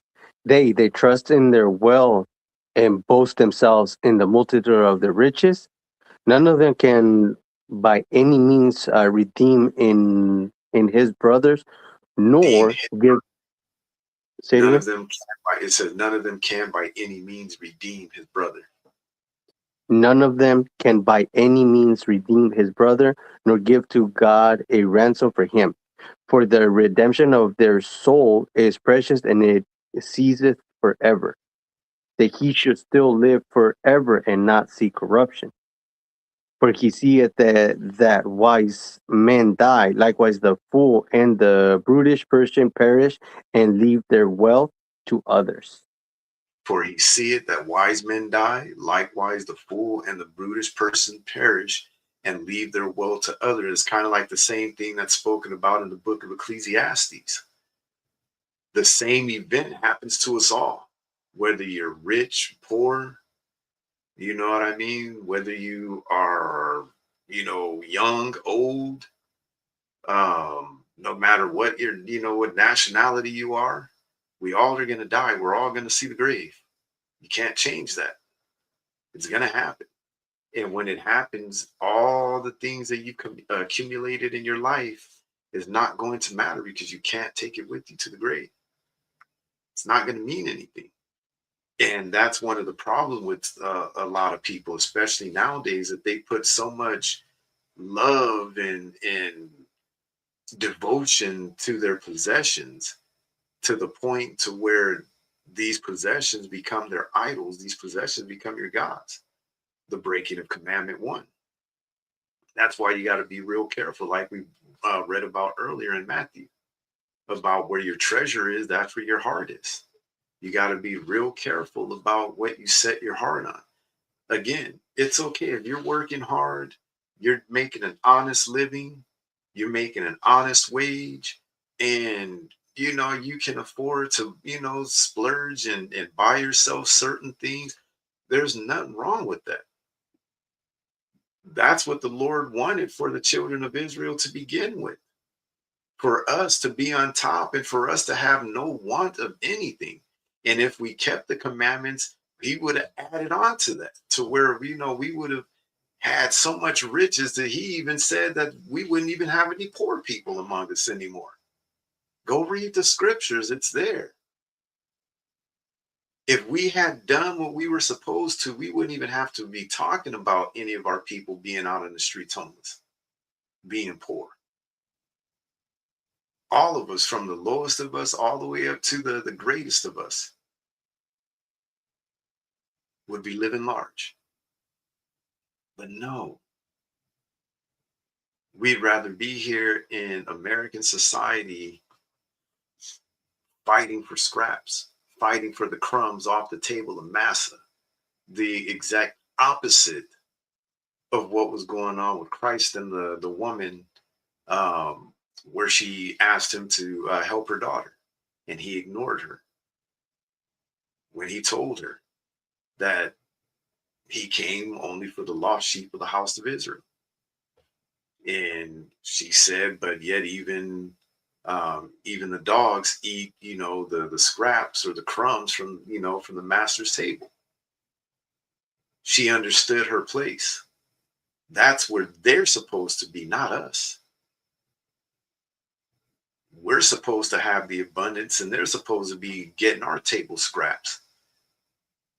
But because of our disobedience, has been, everything's been flipped. Now we're the ones getting the scraps. We're the ones getting the table crumbs, the bread crumbs. And our people are, our people are accepting of that. It's crazy. But he's saying here, Psalms 49:6, they that trust in their wealth and boast themselves in the multitude of their riches. A lot of our people do that. A lot of our people, especially, I remember that one time we were on Sacramento we were on Mac Road, and that dude pulled up in the white, it wasn't a Peugeot. What kind of, it was a white Alfa Romeo. No, it wasn't Alfa Romeo. Oh my gosh, what was that car? Remember the guy pulled up in that white car and he started bragging about, man, you see my car? I make money. Yep. And it was like, what does that got to do with anything? Like, what does that got to do with anything? Right. You know what I mean? Like, God don't care about that car you driving. God don't care about you. And it's funny because people automatically assume, that because you were standing out there in the streets teaching that you're just some bum or something that don't have a job. It's crazy. It's funny. But that's how our people are. Our people trust in their riches. They trust in the things that they have. You've got to be willing, you know what, man? Yeah, it was nice. I got it. I worked hard for it. I wanted it. The Lord blessed me, to be able to go out and, and work and get it. But I know the Lord could take it from me tomorrow. Are you willing to part from it? That's the question. I don't feel like, you know what? Take it. It's an inanimate object. It doesn't mean nothing to me. Yeah, it's nice to have it. I've worked hard for it, but if it's time to let it go, it's time to let it go. See ya. Bye. This is not my whole life. Do you understand what I'm saying? It's like whatever you got, it's not, it shouldn't be, the thing that makes up your whole being, but that's how our people are when it comes, again, just reading these stories and keeping up with what's going on in society. We all got to do that. There's another story that I was a video I was watching also during this week. This dude's, I think she was just his living so-called girlfriend or something like that. He handed her what I think was like $1,900, something like that, $1,900 to go pay the rent. She was supposed to go pay the apartment rent with the money. Instead, this girl goes out and spends over $1,000-something on her hair. On her hair. Her hair. Her hair was more important. And the worst part about it was her response when he was confronting her about it on camera. And her response was, so you can still pay it. You got money, you can still pay it. He's like, for your hair, you got your hair, you're supposed to pay the rent. She's like, so I did it. Oh, well, I needed my hair done. You said you was going to get my hair done. He's like, we needed to pay the rent first. She wasn't getting it. You see, man, some of you men that are trying to be in these relationships like this need to take a step back and reevaluate your life. A lot of you need the Most High in your life. You need to come back to keeping these law, statutes, commandments, and judgments, because a lot of you are letting yourselves get caught up with some wicked women. Just their minds are just gone. Gone. And she was dead serious. She really felt like she did not do anything wrong. Think about that.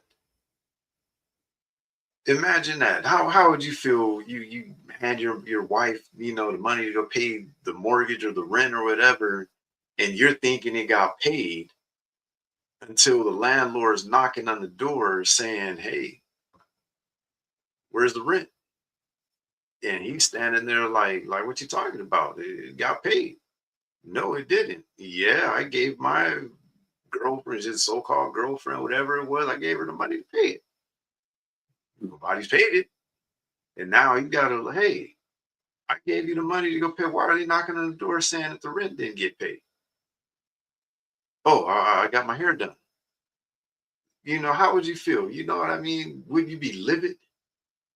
And he was calm. You know what I mean? I had to give it to him because he was real calm. The way he, and he was confronting her about it. Really calm. But again, that shows you how far people have fallen. They that trust in their wealth and boast themselves of the multitude of their riches, none of them can by any means redeem his brother, nor give to God a ransom for him. For the redemption of their soul is precious, and it ceaseth forever, that he should still live forever and not see corruption. For he seeth that wise men die, likewise the fool and the brutish person perish, and leave their wealth to others. That's why don't fall in love with the amount of money you got. Don't fall in love with your wealth if you got it. Whatever material possessions that you got, your houses, your cars, your jewelry, you know what I mean? Whatever you got, because you can be gone tomorrow. You can walk out the door today, drive down the street, and next thing you know, be gone. All she wrote, car accident, carjacking, you know what I mean? Anything. Stop at the ATM, get robbed. Go into the grocery store, coming out of the grocery store, get robbed. You just don't know. Let's go to Proverbs 27.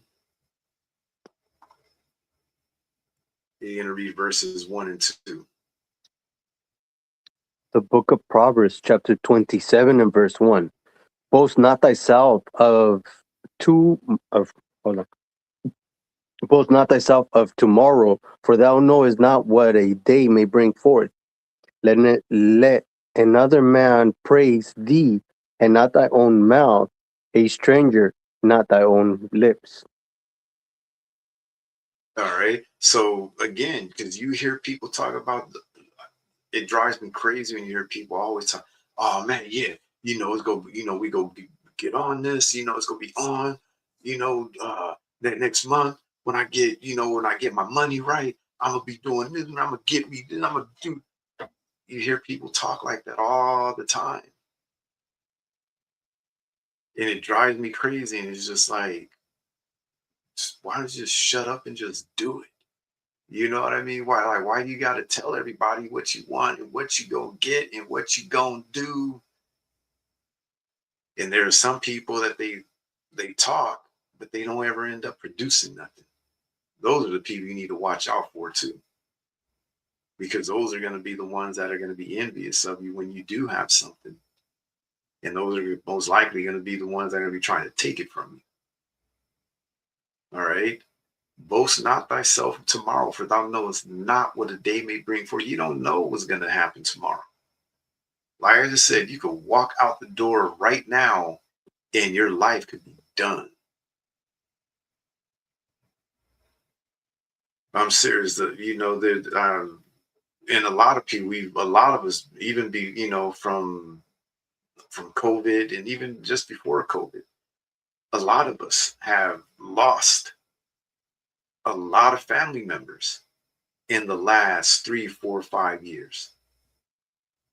It's mind-boggling how fast things have just turned around to see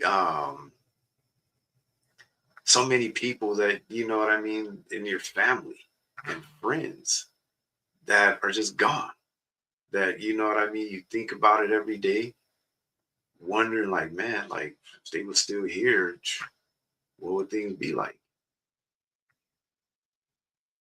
And it's, you know what I mean? It's even harder too, because being an Israelite, you had to cut yourself off from family because they don't want to keep the commandments. You know what I mean? That makes it even harder, because now you start hearing about, you know, these family members that you've lost, and you're like, man, I tried to tell them, tried to warn them, I tried to, you know what I mean? I tried to share, you know, this gospel with them. They didn't want to hear it.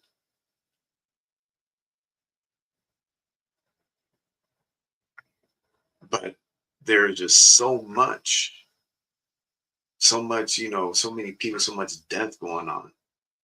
And it's like, are people not really seeing what's going on? You can't take none of it with you.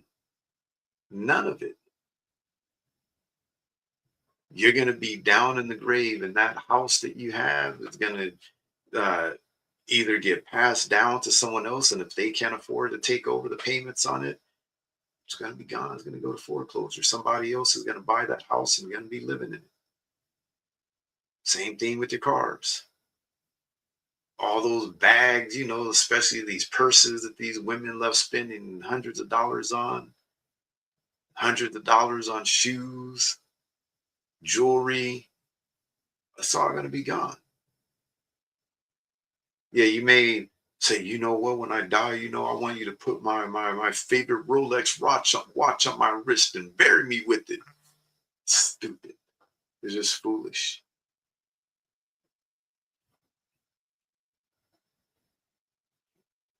It's not going to do you any good. You can't take it with you. Let's go to Luke chapter 12.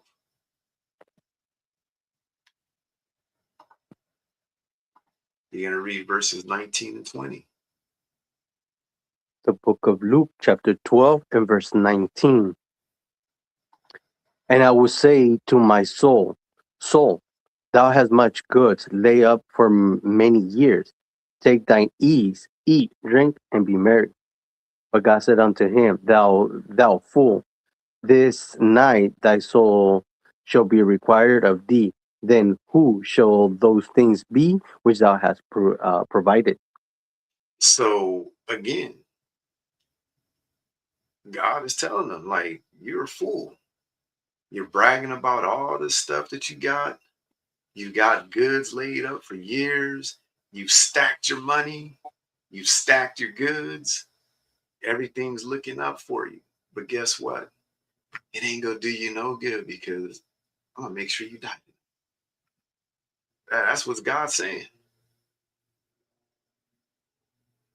And after I make sure that your soul is taken, then let's see whose stuff that becomes. Who is it going to belong to now? Because it's not going to be yours anymore. All right, read verse 21. Verse 21. So is he that layeth up treasures for himself and is not rich towards God. So is he that layeth up treasure for himself and is not rich toward God. It don't matter how much wealth you accumulate in this world. It don't matter how much material goods you get. It means nothing if you're not rich towards God. If you have not laid up your treasures according to the commandments. Is that Sirach 22:9? Hold on, let me find that real quick. Because a lot of people don't even realize that that's where Christ got that from.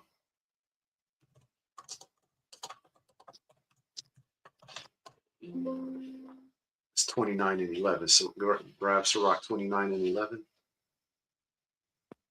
The book of Ecclesiasticus, chapter 29 and verse 11.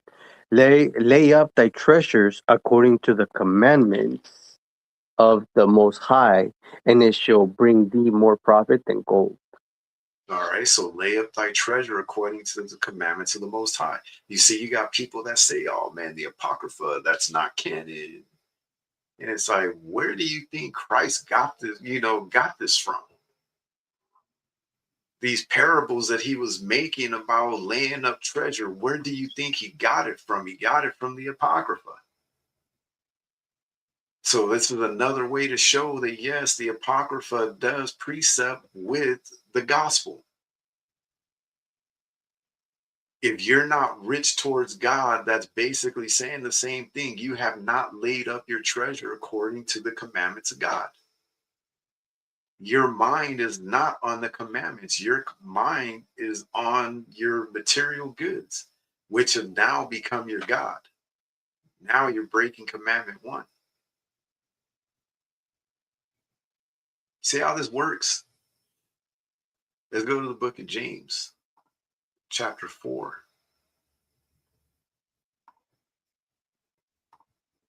You read verses 13 to 16. The book of James, chapter 4 and verse 13. Go to now, ye that say, today or tomorrow we will go into such a city, and continue there a year, and buy and sell and get gain.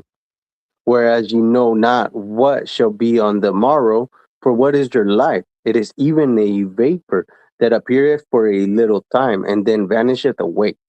For that ye ought to say, if the Lord will, we shall live and do this or that. But now ye rejoice in your boasting. All such rejoicing is evil. You hear that? That's heavy. But now ye rejoice in your boastings. All such rejoicing is evil. God is telling us all that boasting that you hear people do. Oh man, like it says, you know what, man?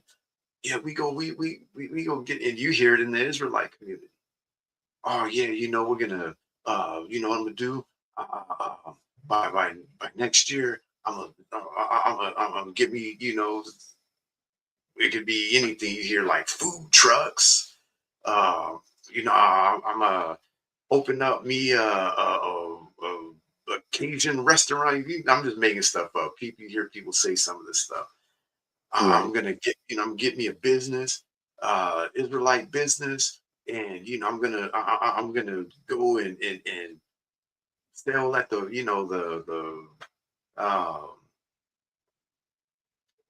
whatever these Israelite setups that they do at some of their feasts and things like that. But you hear people bragging about that kind of stuff. The Lord is telling us that that's evil. It's evil. You may not see, it's become so common in American society that our people don't see it as evil. But God is saying that all that boasting, all that bragging about what you're going to do, what you're going to get, how you're going to get it, when you're going to get it, how much you're going to get, all that bragging about gain and this and that, it's evil. The Lord don't like it. He does not like it. As it says, go to now, ye that say today or tomorrow we will go into such a city and continue there a year and buy and sell and get gain. Let's talk about people that are standing, they're sitting around, they're talking about how they're going to go to this city, they're going to set up a business, they're going to make some money, it's going to be owned, we're going to get rich, going to buy a nice house, go buy a nice car, going to be able to wear any designer clothes that we want, be able to go to any fancy restaurants and eat.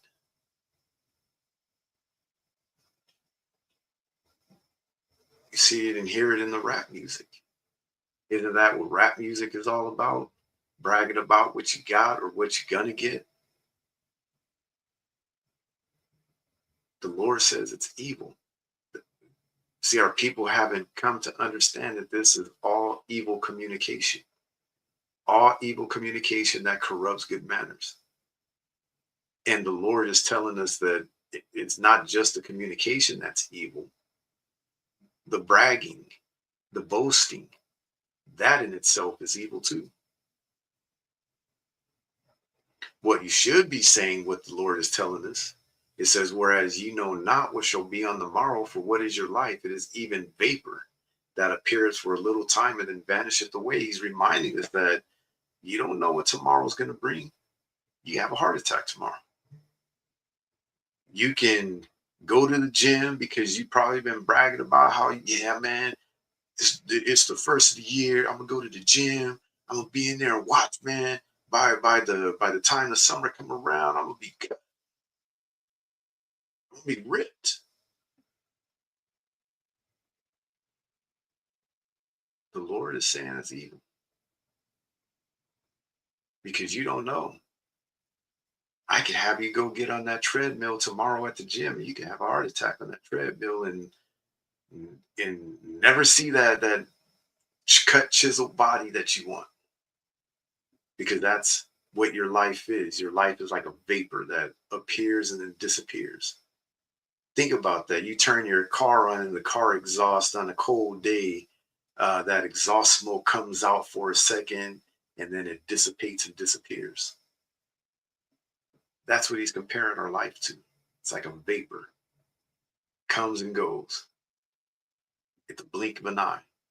1 second it's there and the next second it's gone. So that's what your life could be. So he's warning us. So what you ought to be saying, as it says in verse 15, for that ye ought to say, if the Lord will, we shall live and do this or that. That's why at the end of our lessons, we say, Lord willing, we will see you next Sabbath. That's if the Lord allows, because I could end up dying tomorrow. I could die tonight. You don't know. I could have a heart attack right here, and Lord will, it doesn't happen. And you know what I mean? And be slumped over in the chair, and everyone's like, what happened to him? You just don't know. That's what I'm getting at, is you don't know when your time is coming. And we all have an expiration date. And it's sad that we got to think about that. There is some day, some time, some event that's gonna happen in your life. Is some that we have no idea when that time is. The Lord knows. But your clock is winding down to that one particular day and date and time when it's going to be all over for you. And you don't know when it is. But it's going to happen. That's the reality. And that's what the Bible is teaching us. So putting all your trust into your material possessions, especially just to have somebody want to come and take it from you, because isn't that what Christ said going, in Matthew? Let's go back to Matthew real quick, 6, and read verse.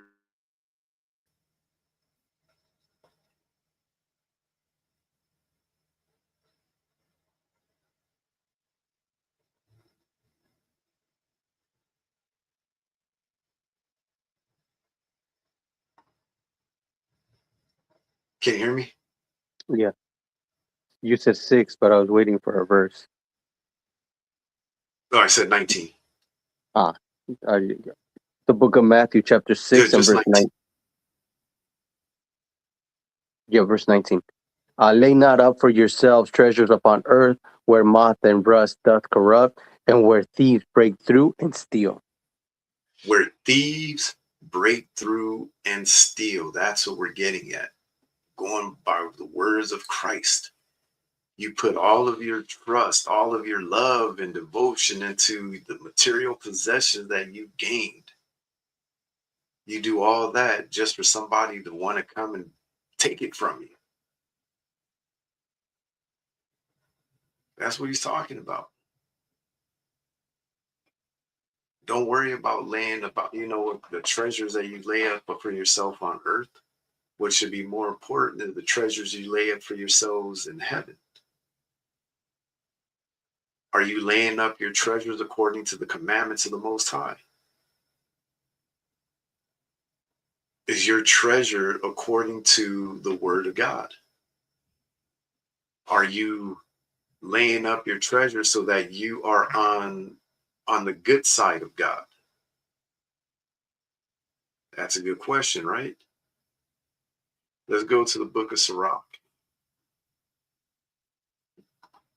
and go to chapter 11 and verse 4. The book of Ecclesiasticus, chapter 11 and verse 4. Boast not of thy clothing and raiment, and exalt not thyself in the day of honor. For the works of the Lord are wonderful, and his works among men are hidden. All right. So again, we keep reading the same thing over and over again. Don't boast about the things you got. It's telling us here to boast not of thy clothing and raiment, and exalt not thyself in the day of honor. Because again, this is, for whatever reason, our people have a problem with just wanting to brag about everything we got, everything we get, everything we're going to get. Like we got to tell, everybody.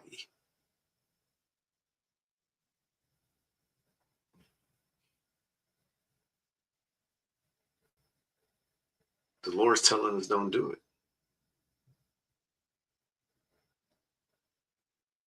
You see, and again, I can, just think of the words that, the things that my mom would teach me.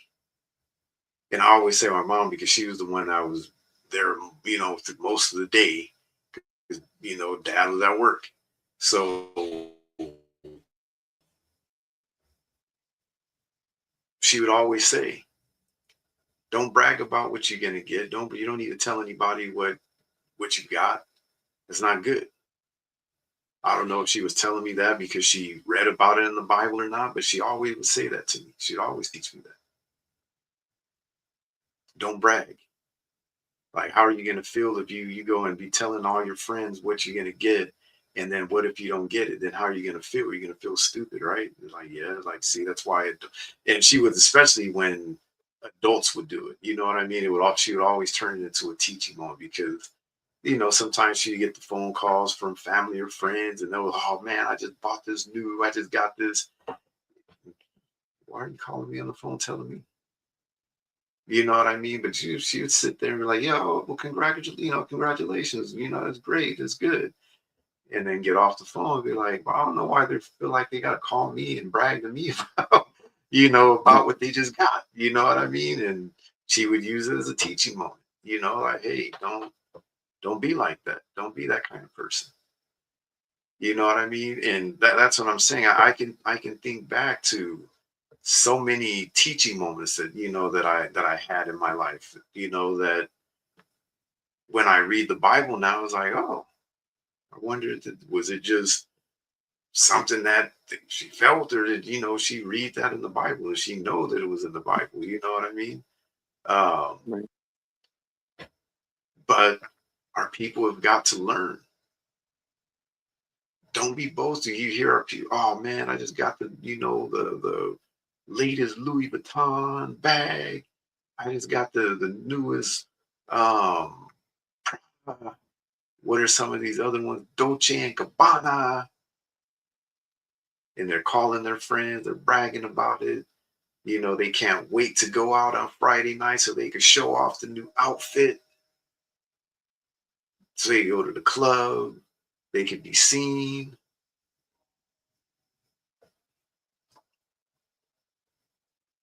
But why do that when you just don't know who's sitting around watching?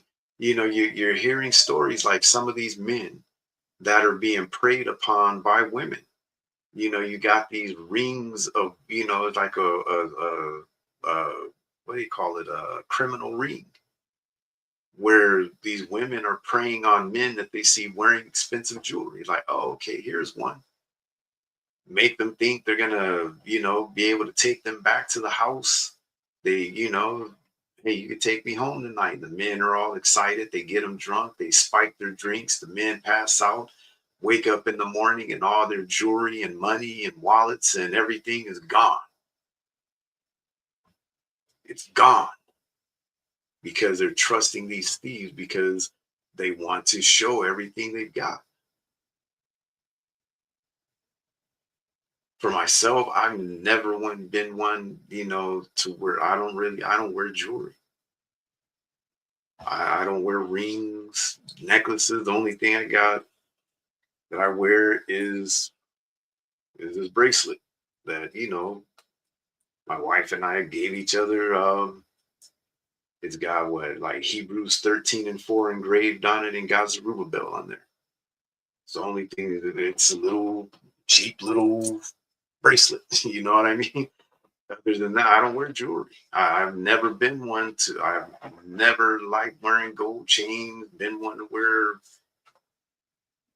rings, earrings, none of that. It never really appealed to me. All right. But for a lot of our people, I've been brought up that that's the status that's important to them. And we've got to teach our people, to let go of that stuff. Because especially nowadays, walking around with all that jewelry will get you unalived. It's sad to have to say, but it's the reality. It's the truth. Because there are people out there that don't believe in thou shalt not kill. I mean, not kill, thou shalt not steal. And kill. They don't believe in that either. But, we're talking about thou shalt not steal today. But there are a lot of people out there that don't believe in it. They don't care. And they'll take what you got in a heartbeat. Let's go to the book of Proverbs, because we were talking about this earlier, and we're going to bring this precept out to add to it. Proverbs 1:10 through 16. The book of Proverbs, chapter 1 and verse 10. My son, if sinners entice thee, consent thou not. If they say, come with us, let us lay up for blood. Let us lurk privily for the innocent without cost. Let us swallow them up alive as the grave and whole as those that go down into the pit. We shall find all precious substance. We shall fill our houses with spoils. Cast in thy lot among us. Let us all have one purse. My son, walk not thou in the way with them. Refrain from thy foot from their path. For their feet run to evil and make haste to shed blood. For their feet run to evil and make haste to shed blood. This goes back to the same thing we were reading earlier. Not allowing yourself to get caught up with a multitude to do evil.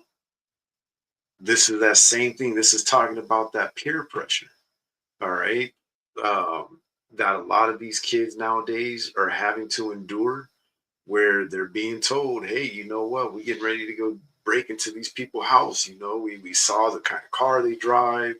They drive nice cars. They live in a nice neighborhood. We followed them. Come with us, man. Come do, we need a fifth person. We need somebody else. We need somebody watching the front, somebody to watch the back. We need 3 to go in and take, to handle business. And no, you know what? We're going to need a 6th person. We need somebody to drive. We need a getaway driver too. So, yeah, we're going to need it. We need you. The scriptures are telling us not to follow a multitude to do evil. And this is in line with that. They're trying to entice you to do evil, to go and commit a home invasion, a home robbery. But your pastor tells you that the Old Testament, that's the old stuff. That law is done away with. And then we wonder why we've got stuff like this going on. Just give me a second.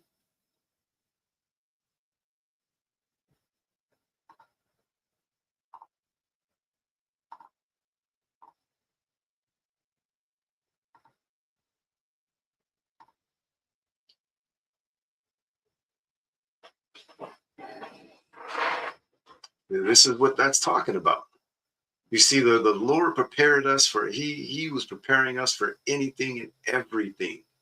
The Bible, it touches on everything. My son, hear the instruction of thy father, and forsake not the law of thy mother, for they shall be an ornament of grace unto thy head and chains about thy neck. My son, if sinners entice thee, consent thou not. If they say, come with us, let us wait for blood. Let us lurk privily for the innocent without cause. Let us swallow them up alive as the grave and whole as those that go down into the pit. We shall find all precious substance. We shall fill our houses with spoil. What is this talking about? Going to do things like this. It's a brazen home invasion. 2 armed men burst into a house in Pasadena, Texas. 3 victims are ordered to the floor. Then a young man to another part of the house. As the terrifying invasion unfolds, the parents who are out for the watch in horror on their Ring camera cell. Can you imagine being out to dinner with your wife? You left your kids at home and you got to sit. There's nothing you can do. You got to sit there and watch these dudes walk around with guns in their hands, holding your kids on the ground hostage. And you got to pray that a demon don't jump on one of these idiots and end up unaliving one of your kids or all of them. Cell phone app. Hey, who's in my house? I got you on camera. The cops are on their way. My neighbors are there. They're calling the cops right now. Y'all better get out of my house. Y'all better get out of my house now. It is a terrifying incident. If you watch the video there, you can see what a traumatic incident it actually was. Do you think the fact that they were talking to these robbers via Ring video, that had some impact on them leaving quickly? As soon as that camera system activates and someone's talking to them saying, get out of my home, get out of my home, you can see how quickly they left. Yeah, that looked like a pew-pew that they carried out. Wasn't that a rifle case? Yeah, it looked like it. Did you see that? Yeah, it looked like it. Yeah, it looked like a rifle case. And someone's talking to them saying, get out of my home, get out of my home, you can see how quickly they left. Yeah, that looked like a rifle case right there. Mm-hmm. That's crazy. But again, that's what the Lord was warning us about. Your kids are getting involved in this stuff. These are youngsters. Completely wireless. Let me show you something real quick. This is my dash cam.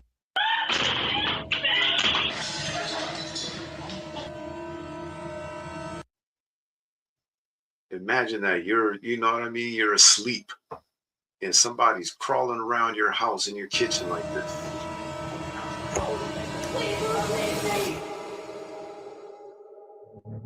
In a disturbing crime captured on camera, an elderly couple in Virginia faced a terrifying ordeal when armed intruders invaded their home, demanding compliance under threat of violence.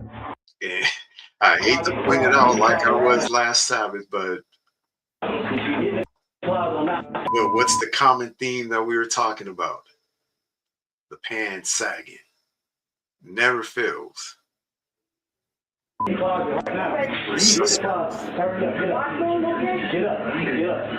Inside their own home, the suspects, armed and menacing, ordered the older woman to remain silent as they held a firearm against her. With both suspects wielding firearms, they forced the elderly man. The man walking on a walker, why, you know what I mean? It's like, you're preying on the vulnerable. You know what I mean? That could be anybody's grandparents. That could be my grandparents, your grandparents. My grandparents are gone, but, you know, even so, imagine that. Man who was using a walker to retreat into a linen closet quickly.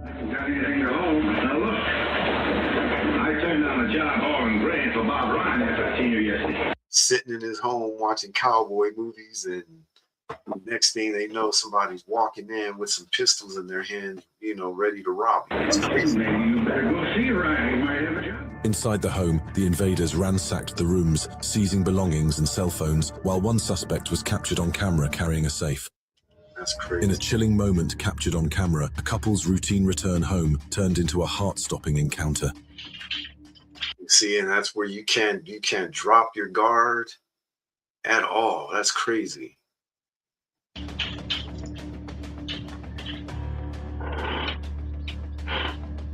Had had no idea somebody was following behind because they're not keeping an eye on the back. As the couple reached their front door, unaware of the lurking danger, a masked man suddenly appeared, seemingly armed with a firearm. Reacting swiftly, the woman spotted the intruder and instinctively shut the door to prevent his entry, her fear evident in her rapid movements.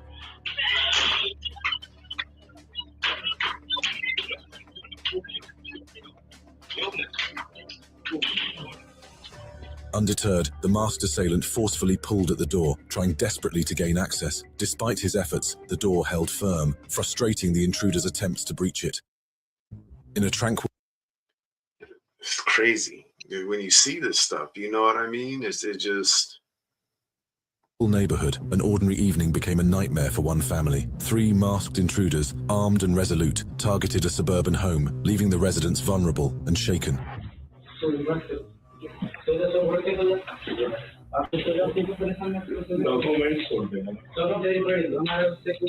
With faces concealed and weapons in hand, the intruders commanded the terrified family to cooperate. Inside, chaos unfolded as one intruder ransacked the house, searching for valuables and money, while another stood guard over the frightened family.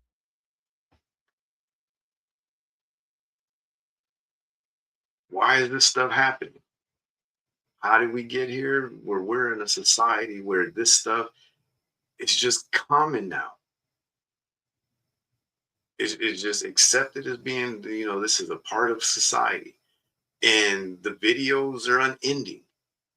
It's not, you know, like it was 30, 40 years ago where, you know, somebody's home might get broken into every few years or so in a neighborhood or something like that. And, you know, it was shocking, but it was a once in a lifetime thing that it would happen. But now this is just a common everyday occurrence. Family.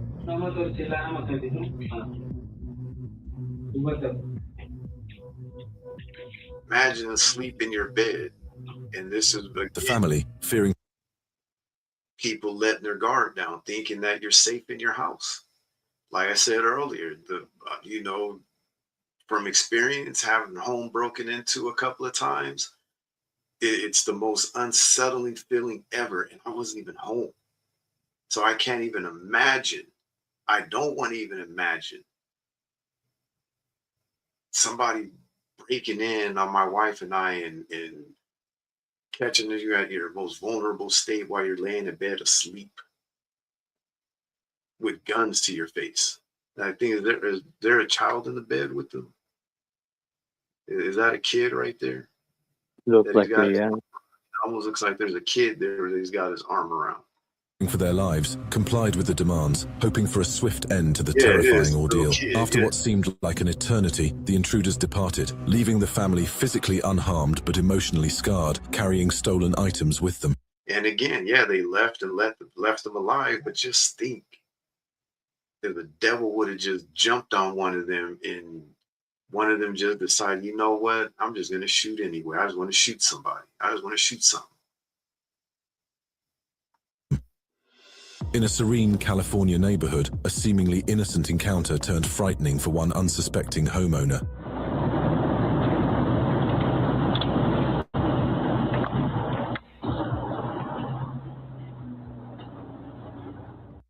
And as you can see, it's not just our people doing this. You're seeing all walks of life, all racial makeup, Asian, because the one that we just watched, they sound like they were either Indian or you know, Arab, one of the two, because you can hear the language they were speaking to the family. So they obviously could speak the same language they did. So they should be looking for somebody that's close to them, and they're, you know what I mean, and they're within their own community, you know what I mean? Because you know how with the Arabs and the East Indians and stuff like that, a very tight-knit community. So there had to have been somebody that knew them, that was able to break in and be able to speak to them in their language, you know, to keep them calm. At approximately 1:47 p.m., a man holding a box of candy disguised as a candy vendor knocked on the door of a home. And see, again, I'm telling you, it goes back to my childhood. When I was in school, they would have, the candy drives and stuff like that. When I was in like band in middle school and part of high school, we would have the candy drives and buy new uniforms for the band and stuff like that. And I would go door to door and knock on doors and sell the candy and sell, whatever it is we were selling. It was no big deal. People would open the door up. Oh, hey, yeah. And, they would buy it and no problem. But now you can't open your door for nobody. No matter how innocent that kid looks, because there's videos I've seen where they're using kids. They'll have little kids that, they'll have go up to the door, knock on the door, and, the thieves, the bigger people are hiding and waiting for that door to open. So he's handed him money. Here they come. Moments after the door opened. So he was actually dumb enough to open the door and buy candy from this guy. You can't do that nowadays, unfortunately. You just can't. A group of masked individuals. And he's trying to act like he don't know what's going on. Why did they skip him? He's the one that probably got the money on him. He's the one selling the candy, but they go past him and go right. Armed and intent on robbery, stormed past the homeowner and infiltrated the residence. Walks off. In Houston's quiet Northside enclave, a peaceful night was shattered by a terrifying home invasion. 3 unsuspecting residents found themselves at the mercy of armed intruders.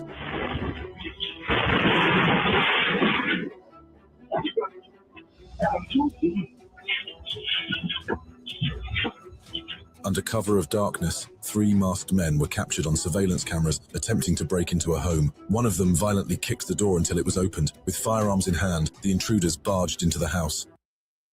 Jacoby & Myers has been a proud part of the California community since 1972. We've stood by our neighbors, helping hundreds of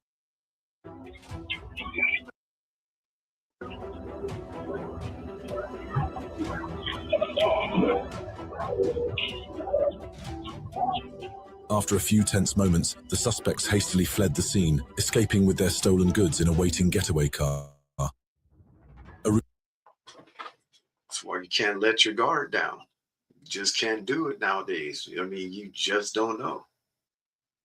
These videos should be an eye-opener to anybody that watches them that, hey, you know what? This is a complete different world. This is, like I said at the beginning of the letter, this is not the world I envisioned as a kid growing up. When we were being told, grow up, get a job, take care of your family, be a productive citizen, help make the world a better place, a world that's free from this kind of stuff. And the exact opposite has transpired. The exact opposite is what we're living in now. Routine evening became a nightmare for one unsuspecting family in a quiet. So here she is fumbling with the keys, not paying attention to her surroundings, no situational awareness, and look at what happened. Neighborhood in Bakersfield, California.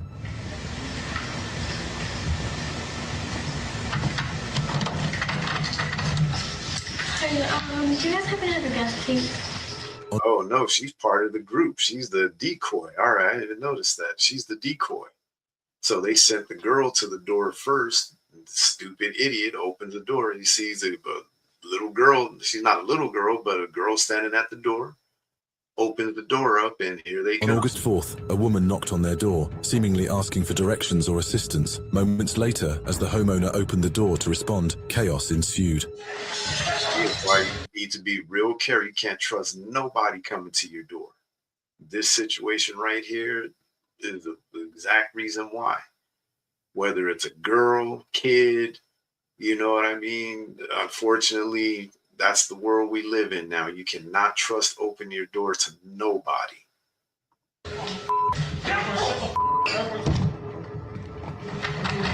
Walk right in with them. Without warning, 2 masked men, armed with firearms and faces obscured, violently kicked the door open and barged into the home. Around 9:22 a.m., a white SUV pulled into their driveway. 2 individuals, their faces concealed, exited the vehicle while a third stayed behind the wheel.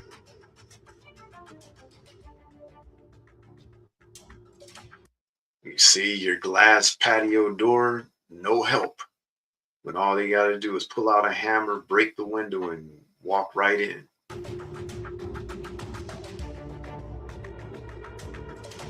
Within minutes, the suspects were seen on surveillance cameras attempting to force their way into the house, smashing glass to gain entry. Meanwhile, the family's 18-year-old daughter hid in the main bedroom, fearing for her safety as she saw shadows outside her door.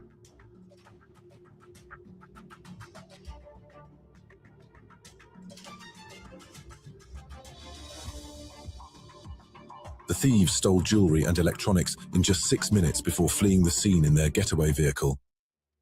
In a harrowing incident captured on surveillance camera, a man posing as a delivery person Here's another one, somebody dressed up like a UPS worker. So again, can't open initiates the a door for terrifying nobody. home invasion.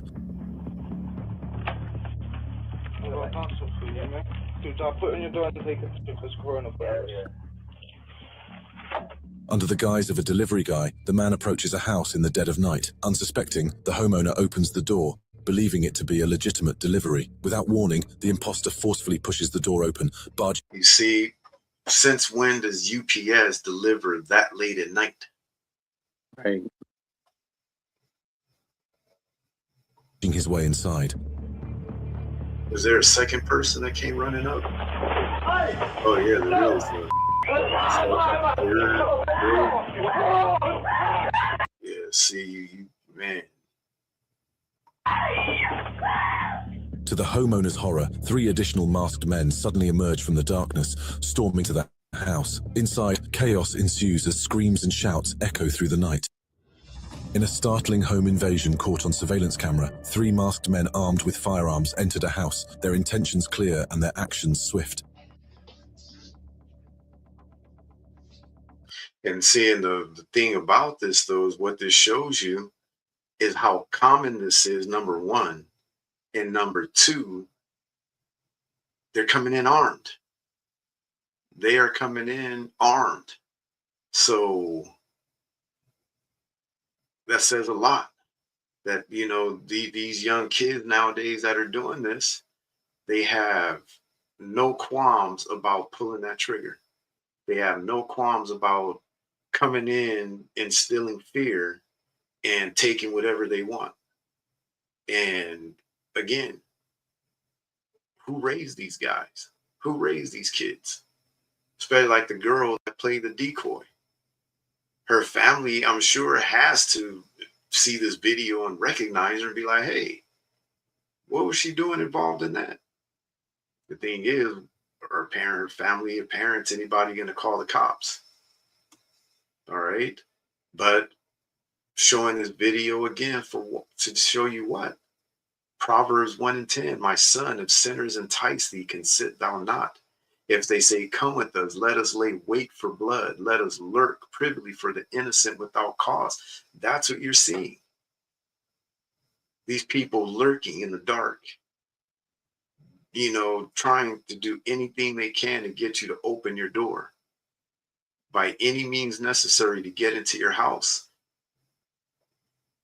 The glass windows, you know what I mean? Unfortunately, nowadays, back in the day, a thief would want to get into your house and have you not even know that they got there. You know what I mean?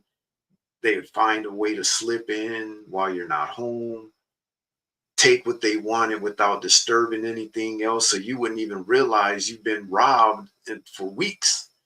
When you're like, hey, you know what? I was looking for my watch. Where is that watch? Where is it at? Where did I put it?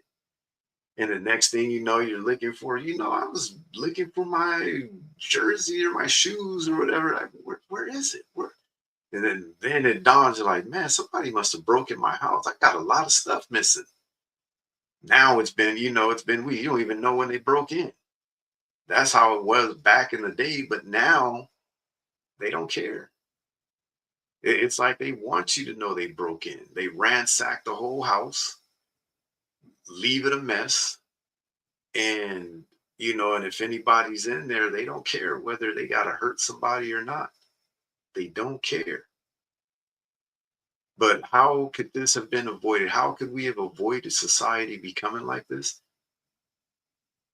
if they actually taught the commandments of God.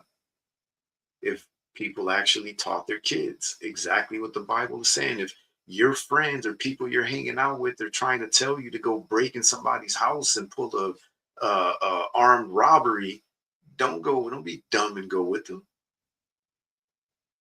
Like, you want to go to jail? You want to spend your life locked up? What, you want to accidentally end up hurting somebody and going to jail? Like, you know what I mean? Preventing this stuff from happening.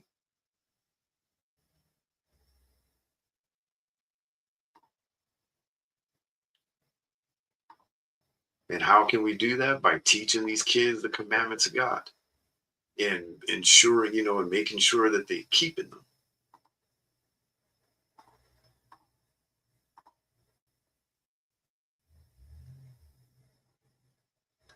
So going back to Proverbs still, as it says, verse 12, let us swallow them up alive as the grave and whole as those that go down into the pit. We shall find all precious substance. We shall fill our houses with spoil. Cast in thy lot among us. Let us all have one purse. That's what's going on in these home invasions. You got these people coming together, conspiring. Yeah, we found this house. The people look like they got a little bit of something. We're going to go, you go knock on the door. We'll lay back and, behind the bushes. And then when they open the door, we're just going to come running at them and bum rush them. And before they can even react, we'll be in the house and get what we want. The Bible, it prepared us for this stuff, that this stuff was going to be happening, number one. And number two, that it's going to be our kids that are going to be being enticed to get involved in this stuff. And if these parents had taught their kids, it wouldn't be going on. He says, my son, walk not thou in the way with them, refrain thy foot from their path, for their feet run to evil and make haste to shed blood. You see them running in, pushing the door open, pointing the guns. Let's go to Proverbs 22:6.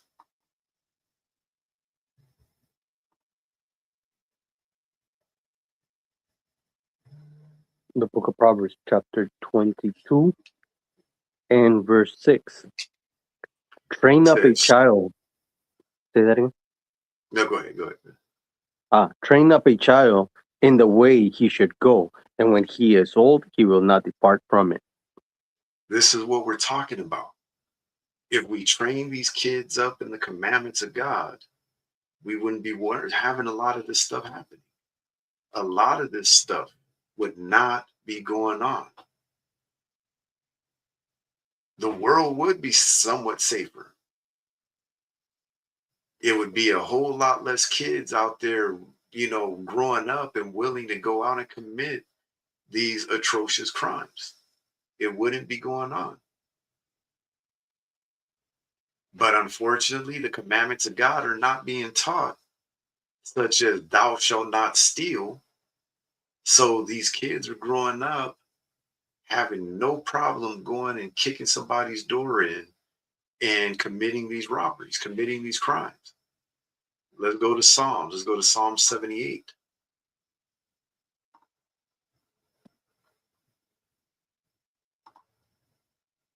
And you're going to read verses 3-6.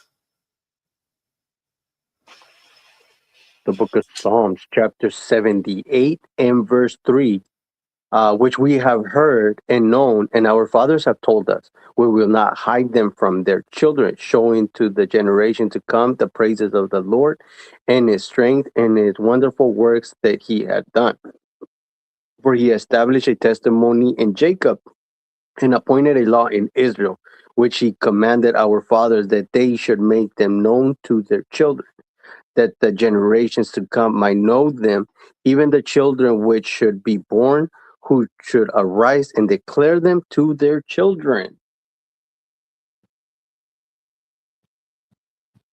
All right. So again, we're expected to teach these commandments to the children, so that the generations that come behind will know the commandments of God, will keep the commandments and not allow themselves to get caught up in sin and iniquity and committing these kind of atrocious crimes. All right, let's go to back to Proverbs and go to Proverbs 30. You're going to read verses 7 through 9. The book of Proverbs, chapter 30 and verse 7. 2 things have I required of thee. Deny me them not before I die. Remove far from me vanity and lies. Give me neither poverty nor riches. Feed me with food convenient for me. Lest I be full and deny thee and say, who is the Lord? Or lest I be poor and steal and take the name of my God in vain.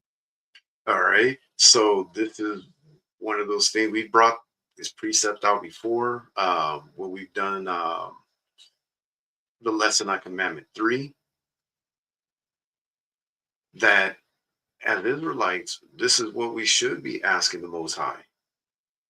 Not desiring to be rich, not desiring to be poor, but to have enough to sustain yourself, enough to keep you content and happy, that doesn't cause you to want to break God's commandments. And also on the flip side, don't make you want to get to the point to where you've got so much you don't think you need God anymore. All right, basically to keep you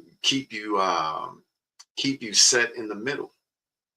All right, that's what this is talking about. It says, 2 things have I required of thee. Deny me them not before I die. Remove far from me vanity and lies. Give me neither poverty nor riches. Feed me with food convenient for me, lest I be full, meaning he's got everything he needs. Got a nice job, making good money, able to feed himself, good food, take care of everything he wants and needs, and then some. But because he's got no wants, he's got no needs, he don't need God in his life. He denies him and he forgets about him. Remember, that's what Israel has always done. As he says, lest I be full and deny thee and say, who is the Lord? Or lest I be poor and steal and take the name of my God in vain. Either you're going to be so rich and have no need of anything that you forget about the Lord, or you're poor, don't have anything, and out of desperation, you allow yourself to go and commit sin by stealing. Let's go to Proverbs 21 and 6. The book of Proverbs, chapter 21 and verse 6. The getting of treasures by a lying tongue is a vanity, tossed to and fro of them that seek them. The getting of treasures by a lying tongue is a vanity, tossed to and fro of them that seek death. So in other words, you're lying to people, you're trying to deceive them. You're trying to, what's the word I'm looking for? Trying to trick them out of their goods by deception. Like the guy with the video we were just watching, the guy went up to the door pretending like he was selling candy. You know what I mean? They opened the door. Hey, I'm selling candy for this or that. And you could see the person handed him money. And then after he got the money, the other people came running up. So you know what I mean? This is what it's talking about. The getting of treasures by a lying tongue, by deceit, falsely. All right. We don't want to, we don't want to be lying to our people, deceiving them in order to, steal from them. All right, let's go to Psalm 62. You're going to read verses 9 and 10. The book of Psalms, chapter 62 and verse 9. Surely men of low degree are vanity, and men of high degree are lie. To be laid in the balance, they are altogether lighter than vanity. Trust not in possessions, and become not vain in robbery.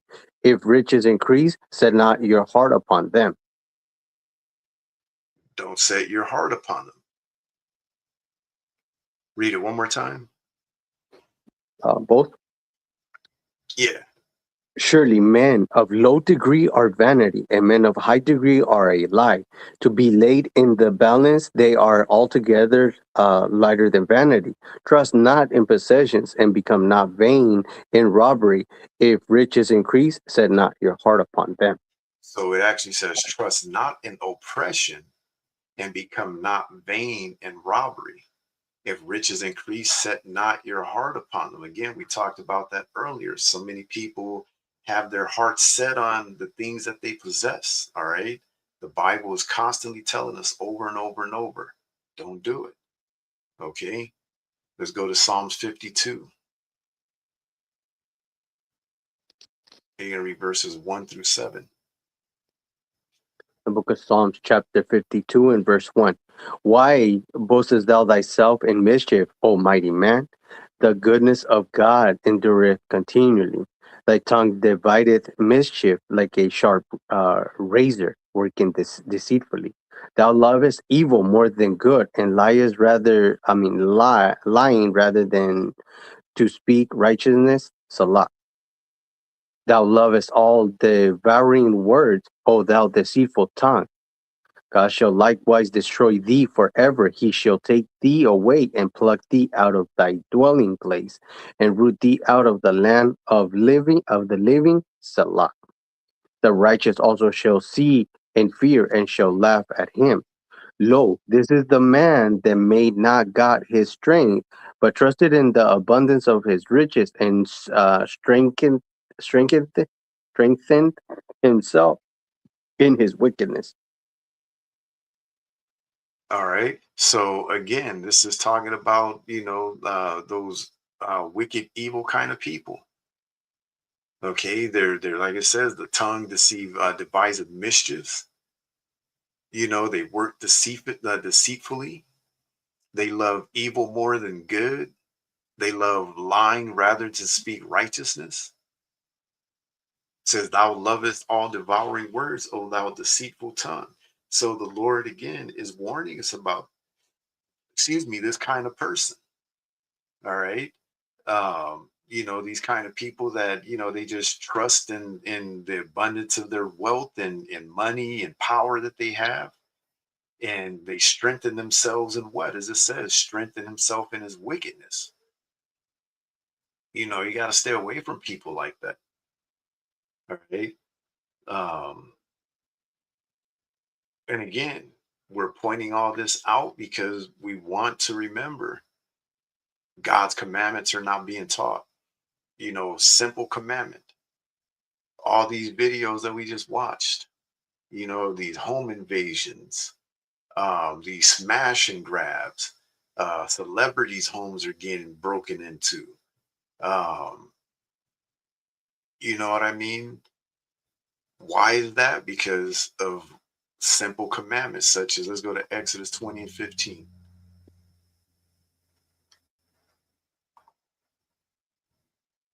The book of Exodus, chapter 20 and verse 15. Thou shalt not steal. Simple, straight to the point. Thou shalt not steal. But you've got your pastor, you've got your ministers, your preachers, you know what I mean, that will sit there in church, lie to the parishioners, lie to their congregates, and tell them God's laws are done away with. We don't have to keep those laws anymore. That's the old stuff. That's the Old Testament. That's why you're seeing these things happen. All right.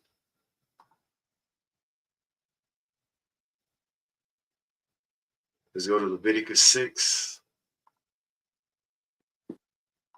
And you're going to read verses 1 through 7.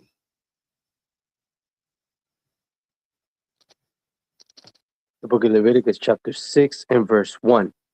And the Lord spake unto Moses, saying, if a soul sin and commit and trespass against the Lord, and lie unto his neighbor in that which was delivered him to keep, or in fellowship, or in a thing taken away by violence, or had deceived his neighbor, or have found that which was lost, and lieth concerning it, and sweareth falsely in any of all these that a man doeth, sinning therein. Then it shall be, because he had sinned and is guilty, that he shall restore that which he took violently away, or the thing which he had deceitfully gotten, or that which was delivered him to keep, or the lost thing which he found, or all that about which he had sworn falsely. He shall even restore it in the principal, and shall add the fifth part more thereto, and give it unto him to who it appeareth in the day of his trespass offering. It actually says to whom it appertaineth. Go ahead and keep reading. To whom it appertaineth in the day of his trespassing offering. And he shall bring his trespass offering unto the Lord, a ram without blemish out of the flock, with thy estimation for a trespass offering unto the priest. And the priest shall make an atonement for him before the Lord, and it shall be forgiven him for anything of all that he had done in trespassing therein. All right. So it is laws like this that the Lord has on the books that are not being pushed in Esau's system. So imagine somebody breaks into your home, like what happened with Shedeur Sanders, and they take $200,000 worth of your merchandise or whatever you may have from your house. Imagine if, when they got caught, the court system said, not only are you going to jail, but you got to pay however long it takes. You got to pay them back that $200,000. You see what happens in America's judicial system. You don't get that back. You're just out.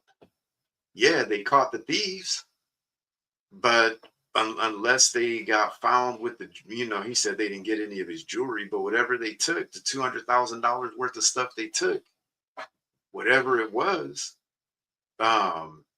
if they weren't caught with any of it, he's not going to see that money. He's not going to get none of that money back, none of those possessions back. The court is not going to make them pay it either. They're going to lock them up, especially if they're youngsters. You know what I mean? If they were under 18, you know what I mean? They may go to juvenile hall or something like that for a couple of years, a few years maybe. But with the laws that God gave us, they're going to be, they'd be required to pay you that whole $200,000 back. Somehow, some way, they'll be working for the rest of their lives if they have to pay him back for what they stole, according to what we're reading here in Leviticus 6.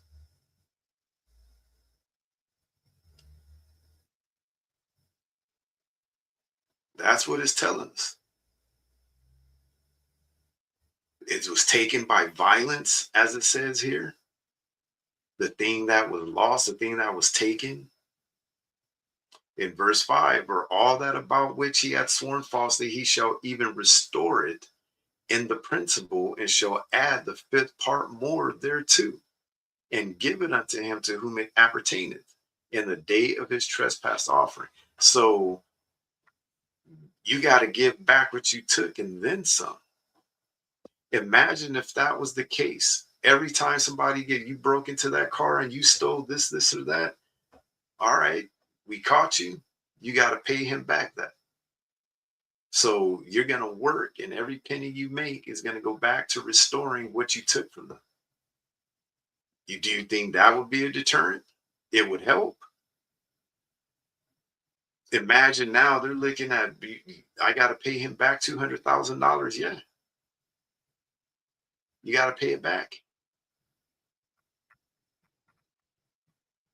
And for every year you don't pay it back, we're going to add more time to your sentence. That would be a pretty good deterrent, you would think. Let's go to Leviticus 19 and 11.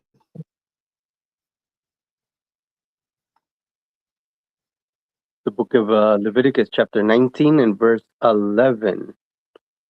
You shall not steal, neither deal falsely, neither lie, one to another. So again, straightforward, you shall not steal, neither deal falsely, neither lie one to another.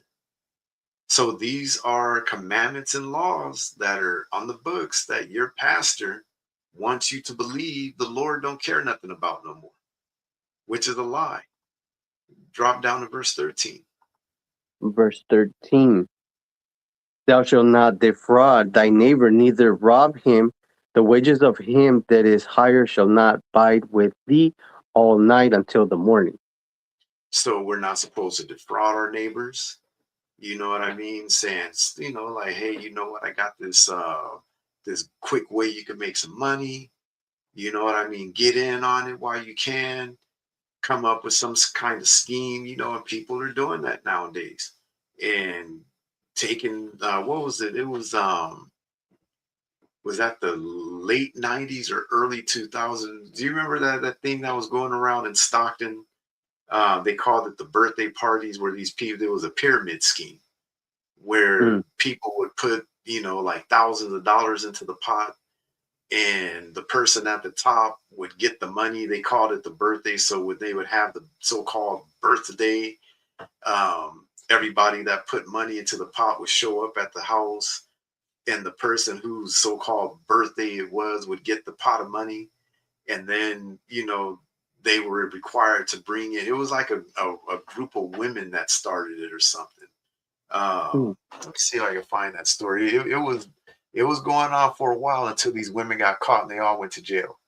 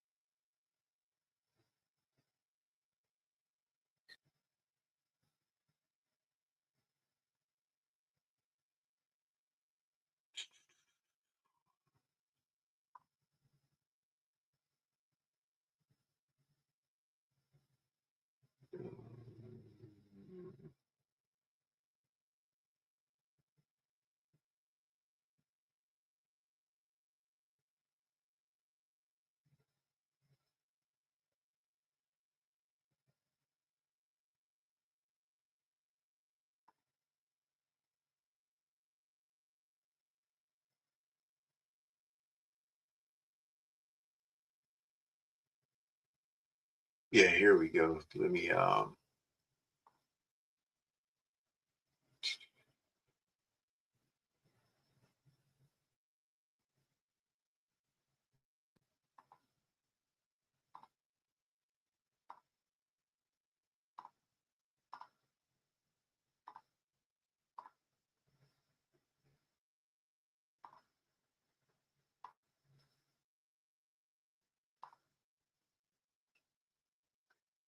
yeah, let me know when you see it.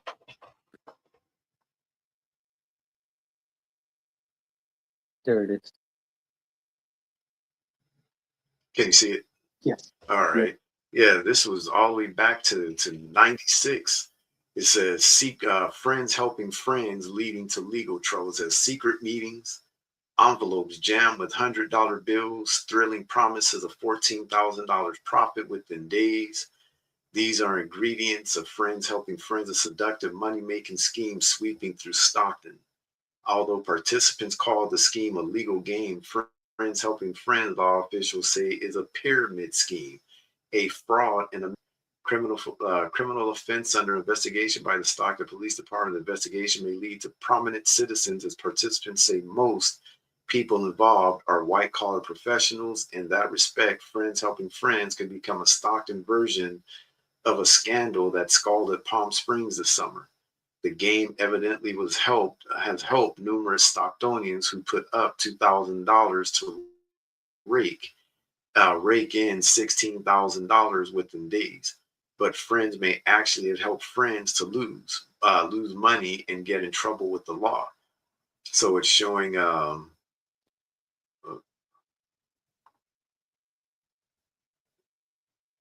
how these people, they were, you know, you put in $2,000 and, you know, as you bring in more, you know, you had to bring in a certain amount of people that put in $2,000 until the pot got to 16,000. And then the person who was at the top, who was next in line, got the pot that time. And then everybody put in another, you had to bring in more people, you know what I mean, until it was your turn to be at the top in order for you to get your $16,000.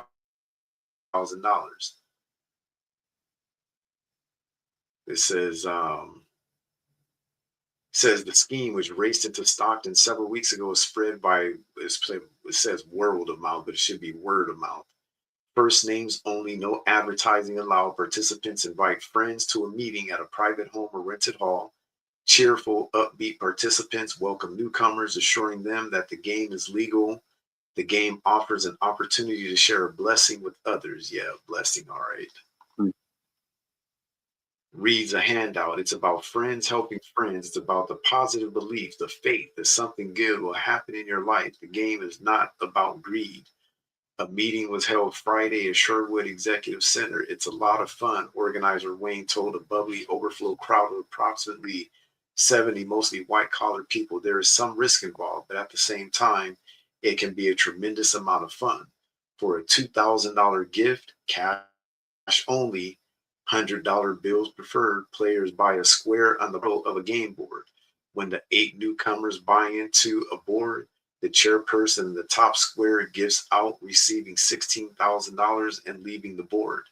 Gifting out can be accomplished in as little as 24 hours, but may take weeks, newcomers are told.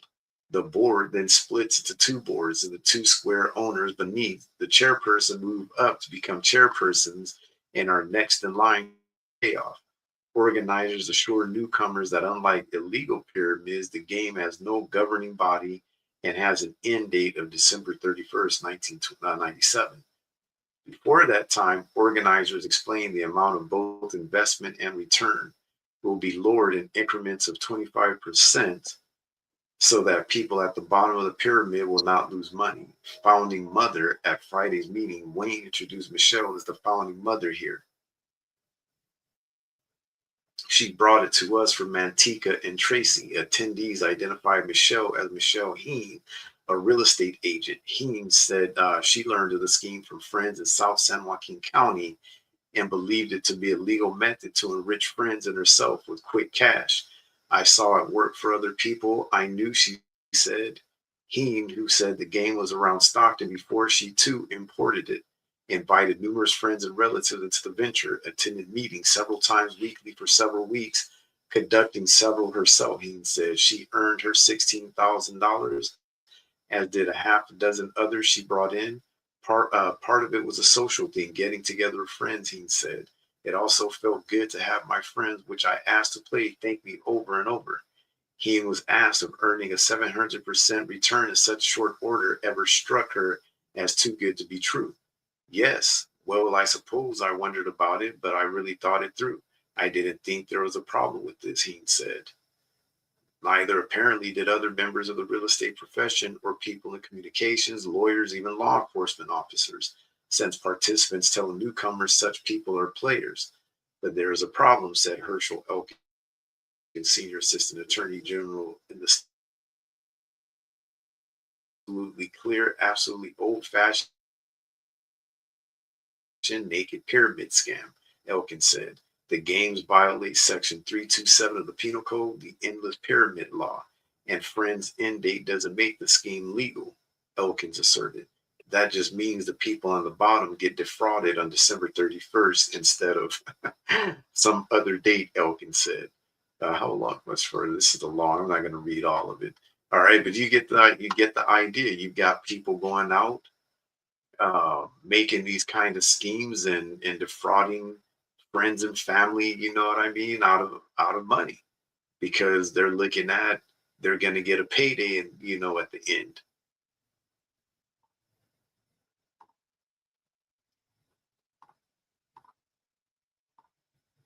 All right, let's go to Zechariah chapter 5.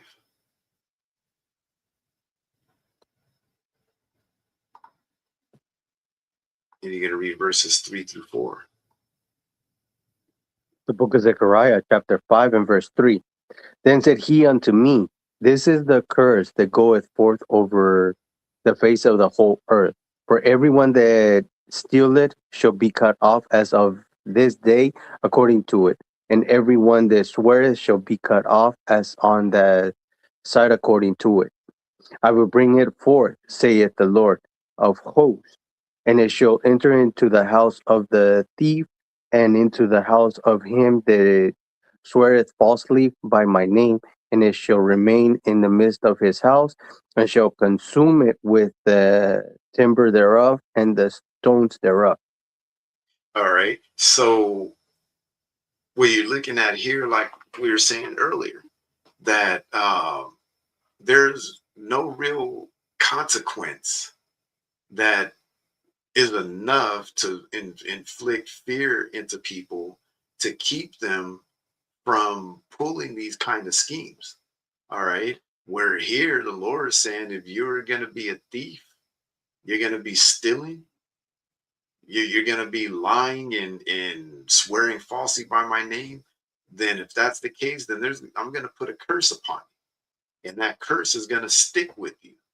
So imagine if people understood that, you know what, if I go around stealing from people, the Lord is going to put a curse on me.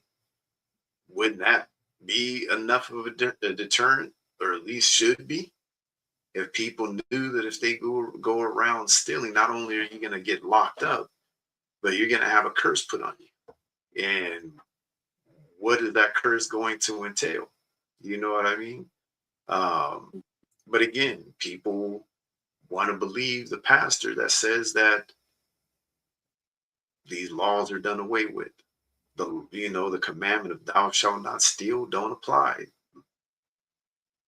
Leave it up to Creflo Dollar. You don't have to keep it. All right, let's go to 1 Corinthians 6.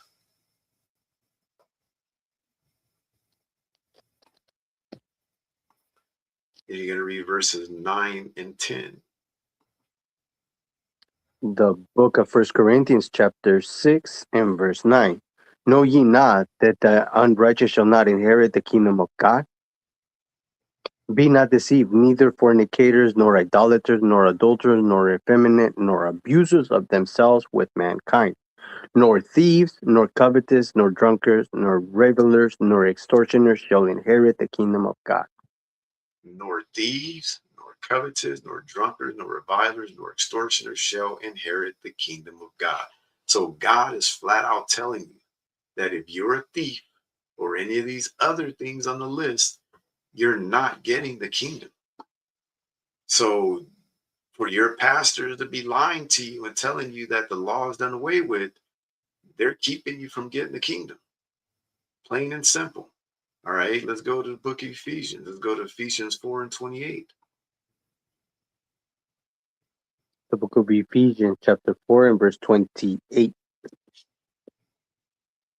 It says, let him that stole steal no more, but rather let him labor, working with his hands the things which is good, that he may have to give to him that needeth.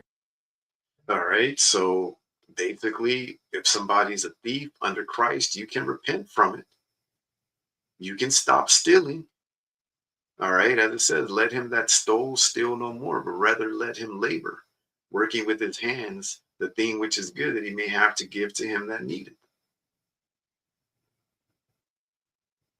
If we taught our people repentance, taught them the laws and commandments of the Lord, we wouldn't have to worry. All these home invasions, all these things, these videos that we were just watching, smash and grabs, this stuff wouldn't be going on. If we taught our people the Bible, let him that stole steal no more. Say, okay, we know you were a thief. You committed this. You turned over a new leaf. You changed. It's like, that's all we could ask for right now. Let's go to 1 Thessalonians 4 and 6. The book of First Thessalonians, chapter 4 and verse 6. That no man go beyond and defraud his brother in any matter, because that the Lord is the avenger of all such, as we also have forewarned you and testified. So he's telling us, we've forewarned you, we've testified that if you're somebody that's defrauding your brother in any kind of matter, you're defrauding him, you're lying to him so that you could get money or whatever it is out of your brother, you better be ready to suffer the consequences that the Lord is going to put upon you. Because it says, because that the Lord is the avenger of all such. The Lord is going to avenge for that person, is what it's telling you. You want to be out here defrauding your brothers, stealing, taking from them, tricking them out of their money? The Lord don't like that. All right, let's go to Psalms 50 and 18.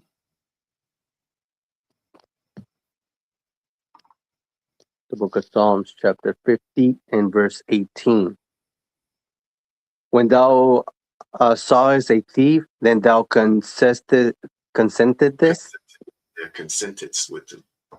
Consentest with him, and has been partakers with an adulterer. Okay, so this comes down to, let's say, some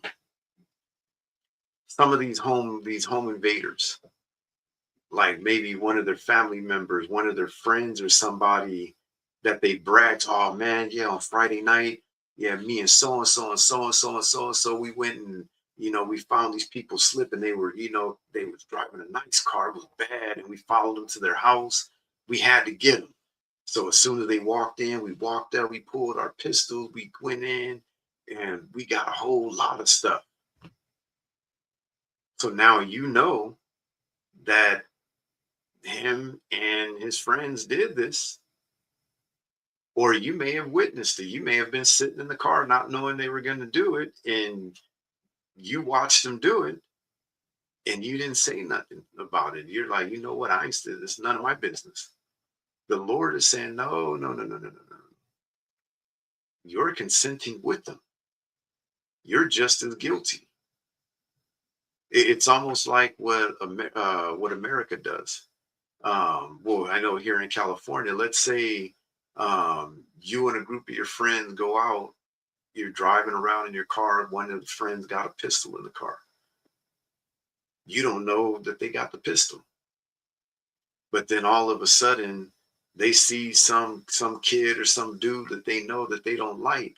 And all of a sudden, like, oh man, there's that fool, man. He was talking all this, and like, man, turn around, roll up. And as soon as the car pulls up, he pulls it out and starts firing. Boom, boom, boom, boom, boom. Person goes down.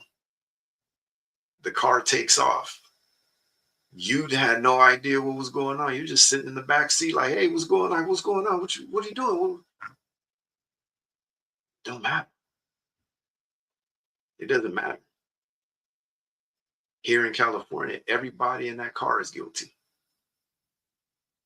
Murder one. All of you. Every single one of you. Whether you knew that they were going to do it, you consent, you plotted, planned it, whatever the case is, it don't matter. Everybody in that car is guilty. That's how they do it here in California. All right. So that's the same thing God is saying. When you saw that thief committing that crime, you don't report it. It don't matter. You've consented with them. You've been a partaker. All right. Why is that? Because go to Leviticus 5 and 1.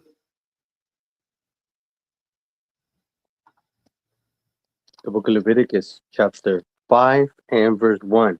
And if a soul sin and hear the voice of swearing, and it is a witness, whether he had seen or known of it, if he do not utter it, then he shall bear his iniquity. So you see some of your friends that you hang out with, you're sitting at home, you watch them, walking down the street, and they go up to your neighbor's house down the street, kick the door in and run in, hold them hostage for a little bit, and come running out with a bunch of stuff, jump in the car and leave. You know exactly who did it because you saw them down the street getting out the car and, and putting on their mask and walking down the street to go to the door. You know exactly who they are because they're friends of yours. You watched it all happen. They don't know that you saw it, but you watched it. You witnessed it. What are you expected to do according to the Bible? We know here in America, the so-called streets say that you can't be a rat. You can't be a fink. You can't be going telling on nobody. That's being a rat. But the Bible says, God says that if you witness it and you don't go say anything, then you're just as guilty. You don't call the police. You don't, call for help for those people while they're being held up in the house with, with guns, all because you know these people and they're your friends. You don't say anything. God says you're just as guilty. So what are we expected to do? If we see sin, we're expected to tell. We're expected to snitch. As they call it, snitches get stitches. Not according to God, not when, you know what I mean? Not when Christ is here in rulership. That's not going to be happening.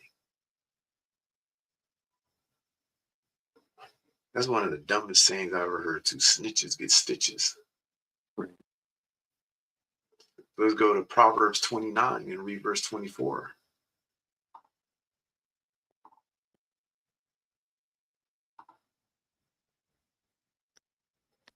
The book of Proverbs, chapter 29 and verse 24. 29 and verse 24. Whoso is partner with a thief hateth his own soul. He heareth cursing and bewrayeth it not. Whoso is partner with a thief hateth his own soul. You're going to go partner up with some of these kids, some of these guys, and go create, going to commit these home invasions, these robberies and things like that. Better be careful. Let's go to Proverbs 6. You're going to read verses 30 and 31. The book of Proverbs, chapter 6 and verse 30. Men do not despise a thief if he steal to satisfy his soul when he is hungry. But if he be found, he shall restore sevenfold. He shall give all his substance of his house. He shall give all the substance of his house. All right. I remember this was years ago when I worked loss prevention, a long time ago. I never even told anybody. Never told him. I was watching a dude, and he was homeless. You could tell, he was down and out, dirty and everything like that. And he came into the store, watched him. He went up to the freezer, grabbed a pack of meat, stuffed it in his pants, and walked out. And I let him walk out. I'll tell you now, I let him walk out because once I saw what he was taking, that compassion, you're like, oh man, he's just hungry, man. You know what I mean? It's like what can you do with it? Like, you know what, man, this dude is just hungry. I'm not gonna bust him, you know what I mean, for coming in and trying to get something to eat, man. No, I can't do that. I couldn't do it. I just let him walk out. Never told anybody. All right. Not knowing that this is actually in the Bible, men do not despise a thief if he steals to satisfy his soul when he is hungry. Here it is all these years later and reading the scriptures. Now I'm like, oh man, I didn't know that's actually in the scriptures. All right. But like I said, but if he is found, he shall restore sevenfold. He shall give all the substance of his house. So if he gets caught, then, he's expected to give back. But the Lord is like, you know what? You got to have at least some kind of compassion. He's hungry. He's got no money, to feed himself or to do anything. Like, what are you gonna do? You know what I mean? So don't despise him, if he's doing it. These kids that are doing these robberies, why would you have any compassion for them? Because they don't need none of that stuff that they're stealing. Go get a job and go buy it. You know what I mean? They're not stealing food. They're not hungry. They're not down and out. A lot of these kids probably come from good homes. They're just out here doing it just for recreation, just to be stupid in a lot of cases. All right. Let's go on to 1 Peter 4.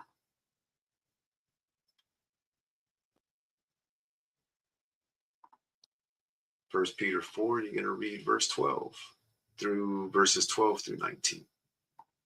The book of 1 Peter, chapter 4, and verse 12. Beloved, think it not strange concerning the fiery travail which is to try you, as though some strange things happening unto you.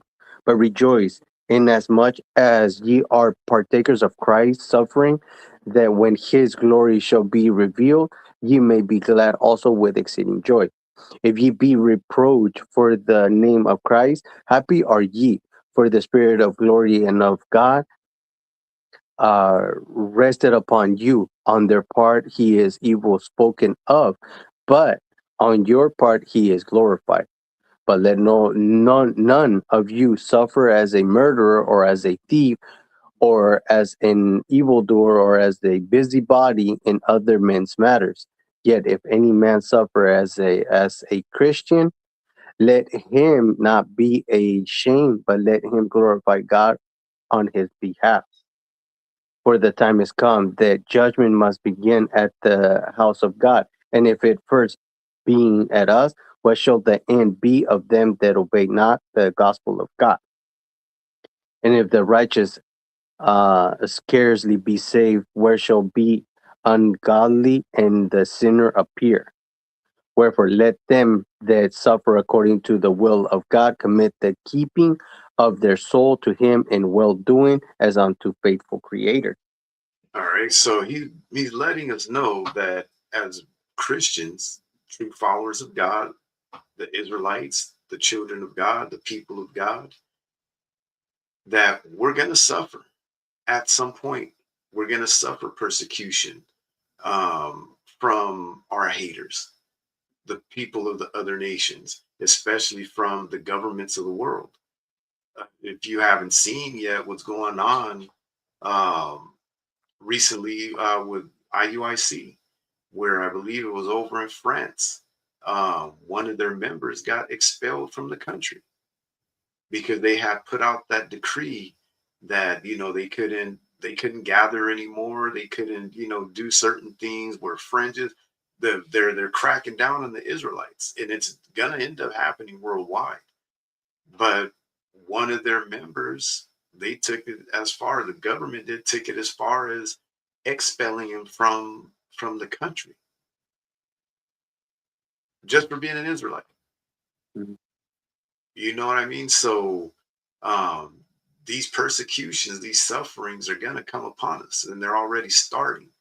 So what he's telling us, but let none of you suffer as a murderer, or as a thief, or as an evildoer, or as a busybody in other men's matters. In other words, if you're out here saying you're in the truth, you're a Christian, you're an Israelite, and that persecution is about to come on you, you better not be out there doing this and you're still caught up in sin, is what he's saying. You should be way past that. You should be, you know what I mean, not giving our enemies any way to speak evil of the truth. All right. Let's go to 2 Corinthians chapter 13. You're going to read verses 11 through 14.